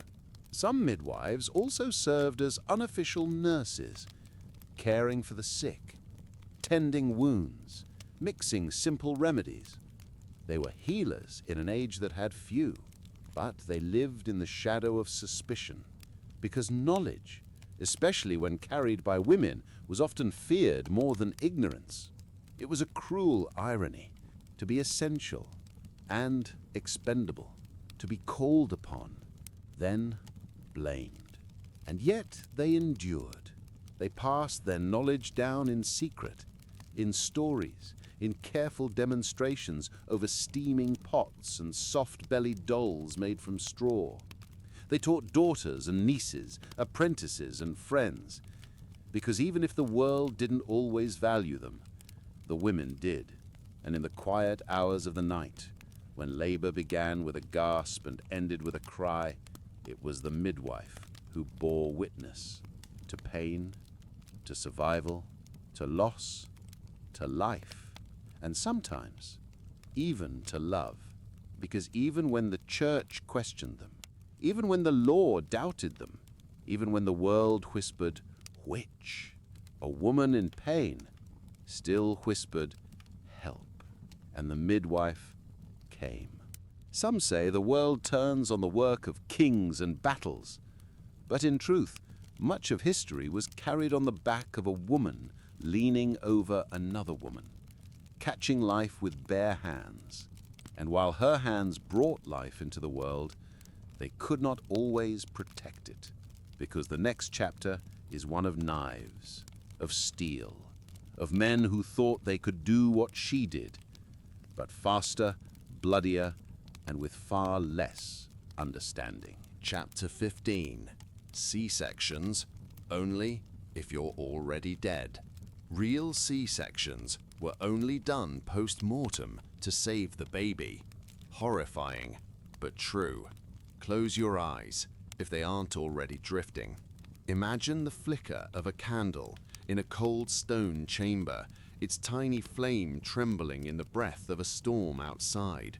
There is no smell of antiseptic, no stainless steel, no gloved hands. Only the rustle of linen, the dull clink of a blade that has been used for other things, and a silence thick with the unspeakable. In the Middle Ages, childbirth was dangerous at the best of times. But when things went truly, terribly wrong, when the labor stalled or the mother's body began to break down before the baby came, there was no emergency room to rush to, no skilled surgeon waiting just beyond the next door. There was only time slipping away. And when time ran out, a decision had to be made, not to save the mother, but to cut her open once she was gone, in a desperate effort to retrieve the baby before it too slipped beyond reach. That, dear listener, was the grim reality of medieval caesarean sections. They were not life-saving procedures for both mother and child. They were funerary acts, brutal, final, a last-minute gamble against death, with death already halfway through the door. The idea of surgically removing a baby from the womb has ancient roots, stretching back to Roman times. In fact, the very word caesarean is often mistakenly linked to Julius Caesar himself. A popular myth says he was born this way, sliced into the world by blade, but historians largely agree that's poetic fiction. His mother lived for many years after his birth, and in those days no woman survived a caesarean, because in the Middle Ages surgery was not gentle, it was not precise, it was not meant for the living if the cut went that deep. An incision into the abdomen and through the womb meant tearing through muscle, tissue, and layers of the body that would have no way of healing without modern tools or knowledge. There were no antibiotics, no transfusions, no understanding of internal infection. Even if a woman survived the procedure for a few moments, her chances of lasting more than an hour were nearly non-existent. So the procedure, if it could even be called that, was reserved for one harrowing moment, when the mother had already died during labor or was so near death that nothing could be done to save her. And in those moments the blade was called. The reasons varied. Sometimes it was religious. If the baby could be pulled from the body before taking its first breath, before death could touch it, it might be baptized and given a chance at salvation. Other times it was economic. A nobleman needed an heir. A family line had to continue. And so the womb was opened as the room wept. The surgeons weren't always surgeons. Sometimes it was the midwife, trembling with guilt and resolve. Sometimes it was the husband, or the barber surgeon, a man who cut hair, pulled teeth, and sharpened knives, now tasked with slicing into the flesh of someone's wife. No anesthesia, no sterilization, just a knife, a prayer, and the cold. The church, for its part, had opinions. Of course it did. Canon law debated whether the soul of the unborn needed a body to enter heaven, whether it was better to risk the child's death in the womb or to desecrate the corpse of the mother in order to offer the child baptism. Some clergy supported the practice of post-mortem caesarean. Others condemned it, believing the body should remain untouched, intact, holy, even in death. But among peasants, decisions weren't made in theological terms. They were made with desperation. A woman who labored for 2 days, a baby who wouldn't come, a final scream, then stillness, and then, sometimes, the blade. Not out of cruelty, but out of fear, out of duty, out of hope. There are rare stories, fragments really, of women who survived these procedures. But these are whispers on the edge of legend. One such tale comes from the 1500s. A swineherd's wife in Switzerland, said to have survived a rudimentary caesarean performed by her husband. But even that is debated. More likely, the truth is tangled in myth, because most did not survive, could not. There are no medieval records of successful caesarean births with surviving mothers, only records of death, of mothers carried out, of babies swaddled in blood, of families left to choose a name and a grave. And still, the blade came. Because no one knew how to ease labor. No one knew how to turn a child trapped in the birth canal. No one knew why the pain turned to silence. They only knew they had minutes to reach inside the body of a woman who had once laughed and kissed and hoped, to try, by steel and will, to salvage something from the loss. Sometimes the baby lived. More often, it didn't. The delay, the trauma, the lack of skill all conspired against it. But sometimes it cried, and that cry was enough to call the act a mercy. It was a brutal mercy, but mercy nonetheless. As the centuries turned, caesareans would change, slowly, timidly, and not for a long time. It would take hundreds of years before antiseptics, anesthesia, and surgical precision made caesarean survivable for mothers, before the blade became a tool of hope instead of desperation. But in the Middle Ages, it was still a last resort performed after death, a final violent attempt to rescue what little remained of life.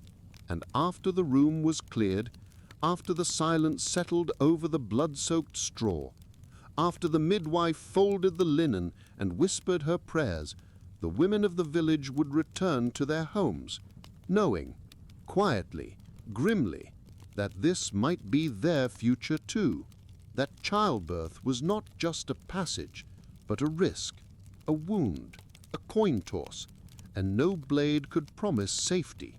But still, they became pregnant again and again, because they had to, because they were expected to, because a woman who lived through childbirth was praised, only to be reminded that her very survival had left her stained. To bring life into the world was a miracle, but one that, in the eyes of church and community, made her body unclean.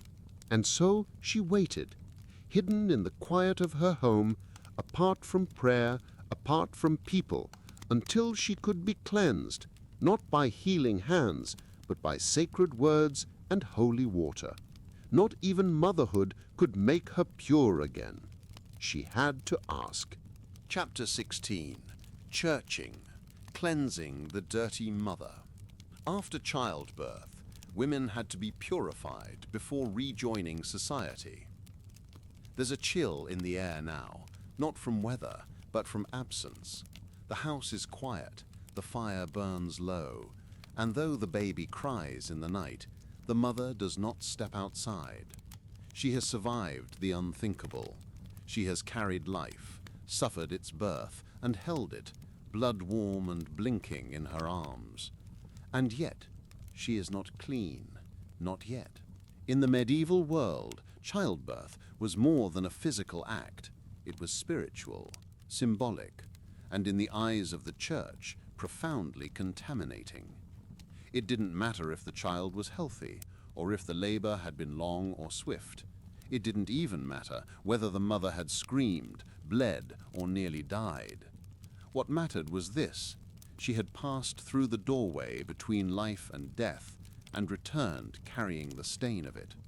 The medieval church, so rich with ritual and rules, had a place for every soul and a box for every body. And the postpartum body, swollen and raw, still leaking the leftovers of birth, belonged to a category all its own, ritually unclean. This was not a matter of hygiene. Soap would not fix it. The dirtiness was not seen on skin, but in spirit. To bleed, even in the act of giving life, was to brush up against sin. And so she waited. For weeks, sometimes 40 days, sometimes more, a new mother remained in what was called confinement. She stayed indoors, unseen in church, untouchable by holy things. There were practical reasons, of course. She needed rest. She needed time to heal. But wrapped around these sensible needs was a net of symbolism, a belief that birth had rendered her other, dangerous, impure, not quite fit for sacred spaces until she'd been ritually restored. And then came the churching. It was a ceremony, part blessing, part cleansing, that marked a woman's official return to the world of the living, the praying, the socially acceptable. Often it was done quietly, in a side chapel, before Mass. Just the priest, the woman, perhaps her husband, and a baby swaddled in new linen blinking at the vaulted ceiling. The mother would kneel. She would thank God for her survival. And the priest, usually a man who had never heard the sounds of labor, never seen a body break open to deliver another, would recite prayers over her bowed head. He might sprinkle her with holy water. He might hand her a candle, a symbol of light and purification. And then she was clean, just like that. It was a curious blend of gratitude and judgment. On one hand, churching was a celebration, an official welcome back after one of the most dangerous trials a woman could face. It acknowledged that childbirth had changed her, that she'd walked through fire and returned. But on the other hand, it framed that return as a necessary purification, as if something in her had become spiritually spoiled and now needed fixing, as if to say, "We're glad you lived, but please wash the stain off before you sit in the pew." In some regions, churching became almost festive. A new dress might be worn. There might be gifts, or food, or songs sung softly after the ritual was done. It was, for many, the first outing a woman would take after birth, a chance to be seen again, no longer bedridden, no longer bleeding. And for some women, churching may have offered comfort, structure, a sense of closure after the storm. But it was also a reminder that her body, miraculous as it was, remained suspect, that womanhood, for all its life-giving power, was still tangled in the language of sin. And not all mothers made it to churching. Some died before they could return. Others were too weak to walk the aisle. And some, especially among the very poor, may have foregone the ritual entirely, not out of defiance, but necessity. Yet even among peasants, the idea lingered that a woman who had not been churched was not quite safe, that she carried something unsettled within her, that she belonged to a liminal space, not fully defiled, but not fully restored. It was not unlike other moments in a woman's life when rituals were imposed, at her first bleed, at her marriage, at her death. Always there was a need to mark the body, to frame it with prayer, to control it gently, symbolically from the outside. Churching was no different. It said, "You may have brought life into the world, but now you must be reborn as well." Of course, the church did not mean to shame her, not always. The ritual was rooted in ancient texts, in echoes of the Hebrew purification laws, in centuries of tradition and holy books written by men who believed the spirit could be stained by blood. And yet, beneath the Latin prayers and the blessed water lay a deeper truth, that society did not know what to do with women who bled, who birthed, who screamed, who survived. And so they washed their hands and called it holy. The ritual eventually faded, like so many medieval customs. By the 20th century, churching was no longer widely practiced in most parts of Europe. In some places it lingered, not as a purification, but a quiet prayer of thanks, a nod to survival, a whisper of relief. But in the Middle Ages it was weightier. It carried the burden of cleanliness, of control, of fear. And when the last prayer was said and the candle blown out, the mother would rise and step back into the world, able once again to take communion, to sit with her neighbors, to be seen, to walk with her baby to the market, to kneel beside her husband in church, to be touched, spoken to, smiled at without hesitation, clean at last. But not every woman could nurse her baby, and not every baby had a mother to nurse it. In noble homes they paid for milk. In poorer ones they prayed it would come at all, because what came next was hunger. Chapter 17. Wet nurses if you're rich, goat's milk if not. Breastfeeding was either delegated or desperate. The baby is born. The candles are low. The mother lies still, her breath shallow from effort, her arms aching to hold the child or too weak to try. The next chapter in this tiny life begins not with words or prayers, but with milk, or the absence of it. In the medieval world, the question of who would feed the baby was not a simple matter of mother and child. It was tangled in class, custom, and necessity, a question asked in whispers over cradles and behind closed doors. If the mother survived, and if her body cooperated, and if the world allowed her peace, she might nurse the child herself. But that was only one version of the story. For many, especially among the wealthy, nursing was considered inconvenient. In noble circles, a woman's body belonged to her family, to her husband, her next child, her role as a polished figure of status. To nurse was to tie herself hour by hour to the infant, to leak and swell, to ache and bleed, to give of her own self night after night in a rhythm that allowed for little else. And so the task was passed on. Wet nurses, hired women, often of lower status, stepped in to feed the babies of ladies who could afford not to. To be a wet nurse was no small job. It required a woman who had recently given birth herself, whose body was already producing milk, and who was willing, or desperate enough, to feed another woman's child. These women often left their own infants behind. They might live in the household of their employer, sleeping beside the new baby, feeding it from their own body, hour after hour. It was nourishment and separation, a complicated exchange of care and class. Some wet nurses were beloved, even honored, trusted with the care of high-born heirs, immortalized in family records or praised for their loyalty. Others were treated more like livestock, valued for their milk but little else. They were scrutinized, inspected, even smelled to be sure they were clean. It was believed that a woman's character could pass through her milk, that a liar or a sinner might poison a child's soul with her own moral failures. And so noble families were cautious. Choosing a wet nurse was a kind of matchmaking, a holy trust wrapped in deep suspicion. But for the poor, there were no contracts to sign, no nurses to interview.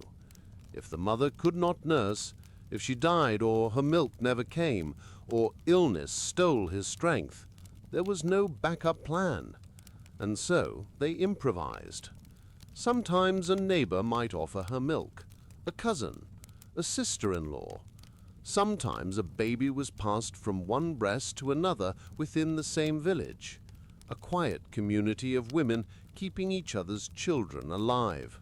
But when there was no one, they turned to whatever they had: goat's milk, watered cow's milk, bread soaked in wine or broth, a rag dipped in milk and tied like a teat, a primitive bottle, soaked and sucked. Some babies lived. Many did not. There were no formulas, no sterilized bottles, no refrigeration, only warmth and desperation and hope. A baby with no breast to feed from was in danger from the start. And those tiny bodies, soft-skinned, hungry, fragile, often slipped away before their first steps, carried off not by fever or infection, but by simple hunger. Yet there was beauty, too, in the care that strangers gave, in women who shared their bodies not out of obligation, but because they knew what it meant to hold a crying child and feel helpless. And in households where a wet nurse was more than a servant, where she was a second mother, a warm figure who rocked and soothed and sang. Those children sometimes grew up remembering the taste of comfort that was not their mother's, but no less nurturing for it. In time, some women turned to dry nursing, feeding babies with spoons, with soft cloth, with whatever concoctions were whispered in the market. Some recipes included boiled barley, others crushed almonds in warm water. Some were downright dangerous, but they tried, because mothers have always tried. It's easy, from our modern world, to forget what a miracle every fed child was, that before machines and formula, before breast pumps and maternity leave, a baby's survival rested in something as ancient and unpredictable as milk. And for the women whose milk was never meant for their own children, who nursed the heirs of households they did not belong to, there were questions that hung in the air unspoken. Did she miss her baby? Was her child being fed as she fed another? Did she sing the same lullabies to both? It was nourishment, yes, but it was sacrifice too. A reminder that in the medieval world, even something as intimate as feeding a baby was shaped by poverty, privilege, and pain. And for some women, noble, poor, or in between, there was another threat waiting quietly in the shadows. Not the hunger of the baby, but the terror of a cough, a rash, a fever, a sickness that crept in without warning, because the Middle Ages held no mercy, not even for the youngest. Chapter 18. The plague doesn't care if you're pregnant. Epidemics hit everyone, especially vulnerable mothers and newborns. The candle is still burning, the cradle still warm, and the mother, who only yesterday was counting the kicks beneath her ribs, now lies in bed, fevered, aching, eyes glassy with a shine that speaks of something more than fatigue. There's a knock at the door, another neighbor sick, another cart passing slowly down the road. The plague has arrived, and it has no interest in how far along you are. In the Middle Ages, there were many illnesses, but one shadowed all others, the Black Death, that quiet, brutal thing that could take a village in a week and a kingdom in a season. It did not ask permission, it did not discriminate, and it certainly did not pause for pregnancy. When the plague came, it came like smoke in the lungs, black, fast, choking. You could feel well at breakfast and be buried by sundown. Your husband might cough once and be cold by night. Your midwife might show up pale and collapse before she touched your hand. And for pregnant women, the odds were merciless. The body was already taxed. Growing a baby took strength, blood, breath, energy. There was little left to fight with. If the plague struck, it struck harder. High fever could cause miscarriage. Vomiting could starve both mother and child. Infection could rip through both bodies, leaving no survivors. Some women delivered too early. Some died in labor with the baby still inside. And some delivered into silence. No cries, no movement, just stillness on straw. Imagine that. Giving birth in a world where death was already knocking, where the same herbs used for pain were now being boiled for your funeral bath, where even the priest was too afraid to enter your home. And if you survived the birth, there was still the question of what came next. Would you have enough strength to feed your child? Was your husband still alive? Was your midwife, your sister, your mother, the women who once crowded the room with whispered prayers, were they gone too? Because plague didn't just take lives, it took support systems. It left women alone, to give birth alone, to bleed alone, to bury their children alone. The fear itself was contagious. People avoided the sick. Even pregnant women, once symbols of life and hope, were treated with suspicion. No one wanted to catch the sickness that might be in her or on her baby. Some women were turned away from aid. Others were sent to isolation huts, where the only sound was their own breath, or the slowing of it. For the poor, conditions were even more dire. Tightly packed houses, no clean water, no ability to flee, no options. A fever in a noblewoman's bedchamber might be tragic. A fever in a crowded slum could be catastrophic. Entire families disappeared. Whole parishes were emptied. And still the babies came. Some too early, some too small. some born into a world where no one was left to name them. And yet, there was also something deeply human in it all. The way mothers still tried, still hoped, still whispered prayers into the dark, not for themselves, but for the tiny thing growing inside them. A kind of love that outlasted fear. Midwives still came, even when it meant risking their lives, even when they'd already buried too many. They came, bringing cloth, herbs, hands, bringing presents, because that too is medicine. Some people believed that pregnancy offered protection, that the new life would shield the mother. Others thought it made her more vulnerable, that the open womb drew sickness like a lantern draws moths. Doctors disagreed, priests prayed, neighbors gossiped, but the truth was, no one knew anything. They burnt incense, hung charms, carried vinegar-soaked rags. They watched as one woman lived and another died, and another vanished between the two, neither fully gone nor truly saved. It's easy now, in our antiseptic world, to forget what that fear must have felt like. To imagine coughing in the dark, with a hand on your belly, wondering if you'll ever hold what's inside you, or worse, if the baby will come, but you will not. Pregnant women in plague times walked with one foot already in the afterlife, and still they gave birth, they buried, they tried again.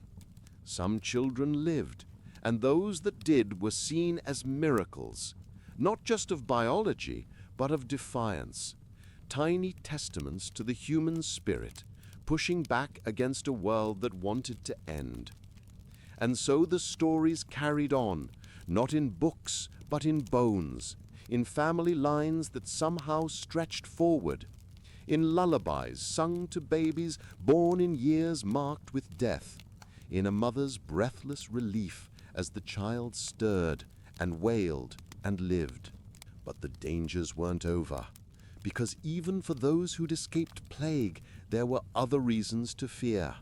Bleeding, swelling, fevers that came after birth, a quiet infection, a wrong herb, a cut that wouldn't close. The threats didn't end with delivery. Sometimes they only began there. Chapter 19. If you lived, you started again soon. Surviving one childbirth? Congrats! You'll be pregnant again in no time. The midwife has left. The blood has been scrubbed from the straw. A cradle now rocks beside the hearth, and in it something miraculous. A baby, alive, breathing, still warm from the womb. And the mother? She lies in bed, eyes open, half in gratitude, half in dread. Because now comes the part no one talks about, the part after survival. In medieval times, living through childbirth was a small miracle. But rest? That was a luxury for the dead. A woman might be back on her feet within days, hauling water, tending the fire, rocking the baby as she stitched torn seams in her gown. Her body still bleeding, breasts aching, belly sore, and yet there she was, working, because life didn't pause just because hers had almost ended. There were no maternity leaves, no postpartum doulas, no freezer full of ready meals sent over by helpful friends. There was only duty, and the quiet certainty that time was ticking again, because soon she'd be pregnant again. Spacing between pregnancies was not a choice. There were no pills to swallow, no patches or injections or quiet conversations with a doctor. There was only hope. Hope that nursing might delay things. Hope that the next time wouldn't come so fast. Hope that the next birth might go better than the last. But nature, in the Middle Ages, was often unkind, especially to women. Fertility was a gift and a curse. The church taught that it was a woman's highest purpose, to bear fruit, to multiply, to submit. And so women bore, and multiplied, and submitted, even when their bodies had barely begun to heal. A woman might be pregnant 10, 12, even 15 times. Some babies were lost, some lived, some never breathed at all. But every time, she risked her life again. It was like walking barefoot across hot coals, only to be told you had to go back and fetch something you dropped. And the toll? It showed. In her face, her back, her joints, in the tired curve of her spine, in the quiet grief she carried for the babies she couldn't keep. They didn't have names for postpartum depression. They had words like melancholy or madness. They didn't ask how the mother was feeling. They asked if she was pregnant again. For noble women, there was a different sort of pressure. A husband needed an heir, a second son, a third just in case, and daughters useful only for marrying off like chess pieces on a board. Some noble women gave birth every year, their children raised by wet nurses, their lives dictated by the rhythm of the nursery and the chapel. Their comfort did not spare them the risks. Wealth bought clean linens. It did not guarantee survival. For peasant women, there was no nursemaid, no respite. She gave birth and went back to the fields, tied the baby to her chest, worked with one hand and soothed with the other. If she was lucky, there was a grandmother nearby to help. If not, she managed on her own, always on her own. Some women tried to avoid another pregnancy. They whispered with other women, used herbs, charms, secret prayers. But most of it didn't work, or didn't last. Their wombs belonged to the rhythm of marriage, to the husband who returned each night, expecting comfort, regardless of whether the wife was still sore, still leaking, still afraid. Consent was often a quiet casualty, and if the baby survived its first few weeks, there was still the weight of responsibility. To feed it, keep it warm, guard it from fever, from curses, from the evil eye. And still, she knew that at any moment her belly might begin to swell again. Some women grew hard, others quiet. Some didn't live long enough to notice another missed month. Even clergy acknowledged the burden.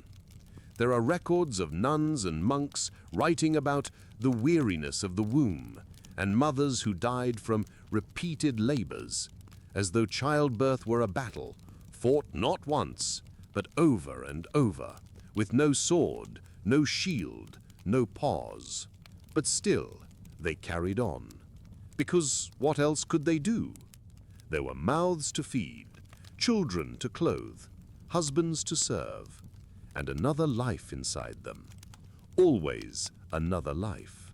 Pregnancy was less a chapter than a cycle that began again the moment the last one closed. Some women bore 20 children, some only one, some none, and were blamed for it. But all were measured by the same invisible scale. How many babies could you bring into the world before the world took you back? And when a woman did manage to live long enough to finish her childbearing years, when the bleeding finally stopped, when her womb fell silent, there might be relief, there might be grief. She was no longer useful in the eyes of some, no longer sacred, no longer dangerous. Just a woman again, a mother, a survivor, a shadow of her former self, but still standing. And so they lived, one baby at a time, one risk at a time, one prayer whispered into straw and smoke, until the rhythm stopped. But that rhythm could only carry on if the mother survived childbirth, and the child did too. And in many homes, especially the cold ones, the crowded ones, the unlucky ones, there was only silence where a cry should have been. Chapter 20. From cradle to grave, often a short journey. The life expectancy of medieval mothers and babies, and why it's a miracle any of us are here. They came into the world not with fanfare, but with whispered prayers and straw underfoot. Babies, red-faced, wailing if you were lucky, quiet if you weren't. And beside them, a mother, exhausted and trembling, listening for that first cry, hoping her own would not be the last breath drawn that day. In the Middle Ages, life was a fragile gift, and nowhere was that more obvious than in the earliest days of it. Infant mortality was shockingly common. Even noble babies, swaddled in fine linen and tucked beside glowing hearths, were not safe from fever, infection, or fate. Peasant infants fared even worse, their lives suspended between hunger, cold, and the whims of invisible forces. Some babies died within hours, some made it days, weeks, or months, and still others grew, thrived, played with wooden toys, and then a cough, a rash, a hot forehead, and they were gone. It wasn't uncommon for families to lose several children before one survived long enough to be named in the local records. Stillbirths were frequent, crib deaths unexplained, and many babies never received a baptism because death came before the priest did. There was no real medicine, no germ theory, no antibiotics, no monitors, no emergency lines, no pediatric units. There were herbs, and hope, and the desperate prayers of women who had already buried too many. And if the baby lived, if the fever broke, the tiny chest rose and fell with strength, and the eyes opened clear and bright, then began the long task of survival, avoiding hunger, avoiding accidents, avoiding war, pestilence, spoiled food, bad luck, avoiding, most of all, the silent hand that took so many children in their sleep. Mothers often didn't name their babies right away, not because they didn't love them, but because they were afraid to. To name was to hope, and hope in medieval times was expensive. They waited, sometimes weeks, until the child proved it had a grip on life, or until they simply couldn't delay any longer. And yet, some babies survived. Some became toddlers, then children, then teenagers, though even that was risky. If a child made it to their 5th birthday, they were considered likely to live a little longer. If they made it to 12, they were often married by 14, and the cycle began again. Mothers rarely lived to old age, not because they weren't strong, but because they were used up. Childbirth took its toll. So did famine, plague, poor sanitation, hard labor, and grief. The lucky ones lived long enough to see their daughters go through what they had, to hold a grandchild, to finally sit still, spinning yarn by the fire, with hands that had once caught their own babies and buried them too. There are no monuments for most of them, no names on plaques, no faces carved in marble. They simply did what had to be done, again and again, until they couldn't. And if you're here, listening, it's because one of them, somewhere, sometime, survived long enough to bring your blood into the world. Isn't that a kind of miracle?